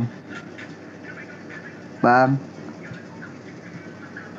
Zuma nggak mau dia. Ya udah Bang Murati silakan. Bang Murati, apa kita blender Umi aja di Kenzo sini aja, berdua? Kenzo aja yang tanya. Kenzo katanya, Bang Ken- Kenzo aja Bang bertanya Kenzo aja tuh yang sama Kak tanya. Mita. Silakan. Aduh, Hmm. gua hari Bang ini Kenzo malas. aja tanya. Gua malas bertanya. Bang Murati udah tanya aja tuh Mican tuh. Gua dari Bang tadi Kenzo mau apa? yang Mau intinya tanya Bang masalah Kenzo sahur. dari tadi Bang saya Kenzo waktu mau pada tanya lagi masalah sahur. Kalau Bang Sahurnya Kenzo Bang Kenzo tuh diperhadapkan ngabisin ke Kak nasi Mita daripada basi. langsung susah. Aduh, langsung gitu. Umi, Gimana sih? Bang Kenzo nih orang kira 2 hari 2 malam sama saya bareng Umi masih nanya lagi, gak bosen emang. Mau enggak lah, nyapa? gua mah mau Umi nggak bosan. Nah iya bagus bagus. Tuh katanya Kenzo face Bang Kenzo Kenzo, face mau- Mican mau saya promosikan. boleh. Mau promosikan Bang Kenzo. Kak Mican ini Enggak, gua dari adalah tadi gua nyimak Yohanes 17. terpopuler Indonesia dari Muslim Enggak. tuh. Percaya Bang Enggak. Kenzo? Iya, ya. Gua tadi nyimak Yohanes 17. Mereka itu tidak dari dunia ya. Gua baca berulang kali, gua pengen tahu. Assalamualaikum warahmatullahi wabarakatuh. Sahabat-sahabat yang dimuliakan oleh Allah Subhanahu wa taala. Suara saya kedengaran?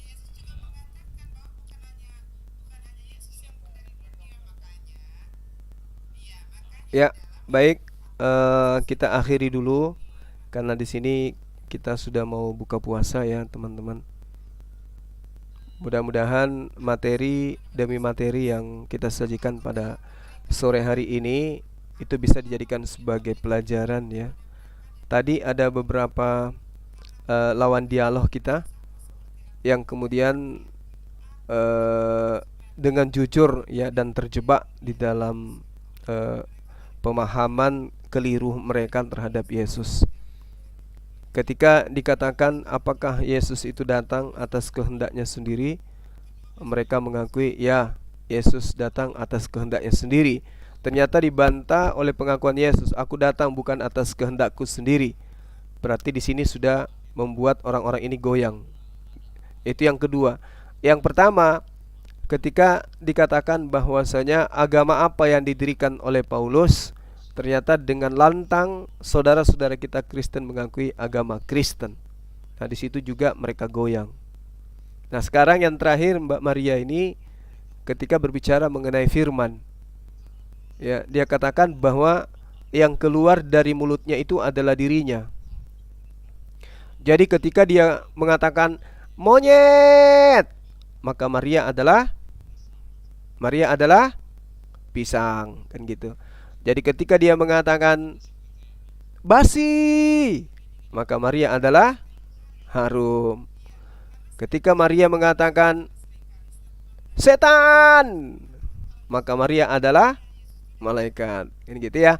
Jadi inilah pemahaman logika, ilmu mantik dalam kaidah Islam, ya, berpikir sehat, yang kemudian membuat mereka itu terjebak di dalam doktrin dan dogma yang sangat-sangat jauh dari pemahaman yang diajarkan oleh para nabi. Inilah bahayanya ketika kemudian kita beragama tanpa berdasar terhadap keilmuan. Jadi Islam itu berdiri di atas pondasi ilmu. Ketika kemudian Islam itu menjalankan sebuah kaidah, ya, kaidah 1, kaidah 2, kaidah di dalam berislam syariatnya, maka itu kudu wajib disandingkan dan didasarkan dari manifestasi ilmu, bukan hanya imani saja. Makanya Al-Quran menerangkan, bismillahirrahmanirrahim, bil bayyinati waz zubur wa anzalna ilaika dzikr litubayyina linnas ma nuzzila ilaihim wa la'allahum yatafakkarun. Apa yang diturunkan oleh Allah untuk berlaku kepada seluruh umat manusia itu diajarkan tuntas oleh baginda Rasulullah Muhammad sallallahu alaihi wasallam agar kiranya manusia itu wa la'allahum yatafakkarun, memikirkan apa yang Tuhan inginkan berlaku terhadap manusia. Itulah Islam. Berbeda ketika mereka yang kita tanyai tentang keyakinan mereka akan belepotan dan tidak akan mampu, tidak akan sanggup kemudian memberikan penjabaran yang rasional berkesesuaian dengan Bible. Mereka ingin menegakkan Bible, tidak masuk akal. Mereka ingin menjelaskan dengan pendekatan akal, Bible-nya lagi yang tidak masuk akal, kan gitu. Ketika mereka menggunakan akal, mereka meninggalkan Bible. Ketika mereka menggunakan Bible, mereka meninggalkan akal. Jadi serba salah. Karena itulah kemudian berbeda dengan Islam. Ketika Islam mendudukkan akal, pasti selaras dengan Al-Quran. Ketika Islam menegakkan Al-Quran, pasti selaras dengan akal. Maka akal dan wahyu, akal dan Al-Quran, Al-Quran dan akal itu satu kesatuan yang tak bisa terpisahkan. Ya, satu komponen yang Tuhan berikan yang tidak terpisahkan. Sama ketika kita beli kulkas. Kulkasnya itu memberikan buku panduan sesuai dengan fungsi daripada kulkas itu. Tidak bisa terpisahkan. Nah, begitulah Al-Quranul Karim diberikan oleh Allah dengan panduan Al-Quran sebagai insting pembenar dalam kajian-kajian Al-Quran itu sendiri, maka manusia akan menemukan kebenaran. Sekali lagi saya katakan, ketika Maria mengatakan monyet, apakah Maria itu adalah monyet? Ketika dia mengatakan panas, apakah Maria itu adalah panas? Itu tentu bukan. Jadi perkataan itu bukanlah kita, tetapi manusia dilihat dari perkataannya. Kalau perkataannya tidak sesuai dengan dirinya, maka itu dikatakan munafik. Kalau selaras, maka dia adalah orang jujur. Saya kira begitu, sahabatku dimanapun sahabat berada. Terima kasih banyak atas kebersamaan antum selama bulan puasa ini. Mudah-mudahan puasa kita selama sebulan penuh diterima oleh Allah Subhanahu wa taala, menjadi penyejuk, menjadi cahaya, menjadi penenang di dalam kehidupan kita, baik di dunia maupun di akhirat. Kiranya kita keluar dari bulan suci Ramadan ini menjadi hamba yang betul-betul mendapatkan pengampunan dan petunjuk dalam kehidupan kita sehari-hari. Saya pamit undur diri, insyaallah sebentar malam jika ada kesempatan dan ada konten yang bisa diterapi, kita akan kembali mengudara. Mohon maaf atas segala kekurangan. Saya ucapkan mohon maaf lahir dan batin kepada sahabat-sahabat jika selama ini sejak kita berkenalan, sejak pertama jumpa dengan Bang Suma ada kata-kata, ada kalimat yang membuat antum semua tersinggung, merasa tidak nyaman. Saya Zulkifli Emabas memohon maaf lahir dan batin. Mohon maafkan saya manusia biasa. Permohonan maafku ini tulus dari hati yang paling dalam saya mohon maaf dan setinggi-tingginya. Dan kebaikan antum semua yang telah bersama dengan Bang Suma selama ini memberikan sumbangsi, komentar dan apapun itu, saya banyak-banyak mengucapkan banyak terima kasih. Insyaallah semua itu akan menjadi amal jariah. Saya pamit undur diri untuk sementara. Subhanakallahumma bihamdi asyhadu an la ilaha illa anta astaghfiruka wa atubu ilaik. Salam tauhid, salam satu Tuhan. Jayalah Islamku, jayalah Indonesiaku, merdeka, merdeka. Assalamualaikum warahmatullahi wabarakatuh.